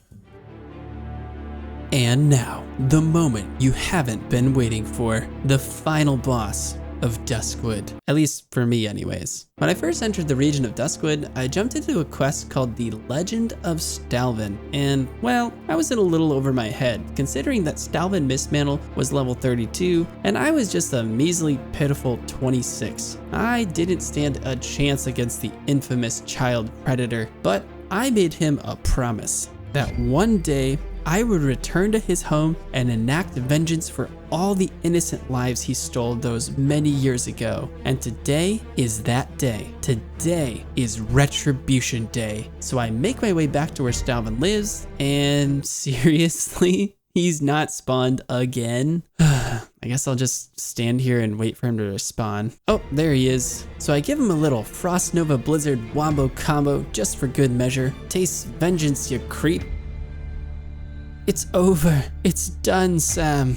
And with Stalvin's dying breath, he utters these final words. Wait, no, he's dead. Yeah, he's definitely dead. Woof, I'm not gonna lie. That felt really satisfying. And I hope that the children of Darkshire can now sleep soundly in their beds without the threat of Stalvin looming over them. Let's go turn in the quest to Madame Ava. I know, ZMAX, Stalvin is dead. I sensed a wave of hope ripple through the tainted forest. Once and for all, Duskwood is free from his bloodthirst. My joy is hampered by thoughts of those who fell prey to the horrible beast. Nonetheless, you are a brave and cunning mage. Ooh, Ring of Forlorn Spirits. That's kind of nice. So with that, I turn in the final Worgen quest to Jonathan Caravan himself, receive a Cloak of Faith and a nice little wand upgrade called the Consecrated Wand, take a moment in the town square to pose at the top of the Darkshire Fountain, and that pretty much concludes my time here in Duskwood. I've had a blast exploring this region, met a bunch of interesting characters along the way, experienced a variety of unique quests and stories, and I will not be forgetting all of the adventures and good times that I've had in this splendid but terrifying zone. And now, this old balding mage is exhausted. There's really only one thing left to do. So I stop in at my favorite tavern in all of Azeroth. Allison asks me if I'll be having the usual. I tell her, yes, please. Sit down, kick my feet back, and enjoy a nice glass of ice cold milk. Ah, this is the life.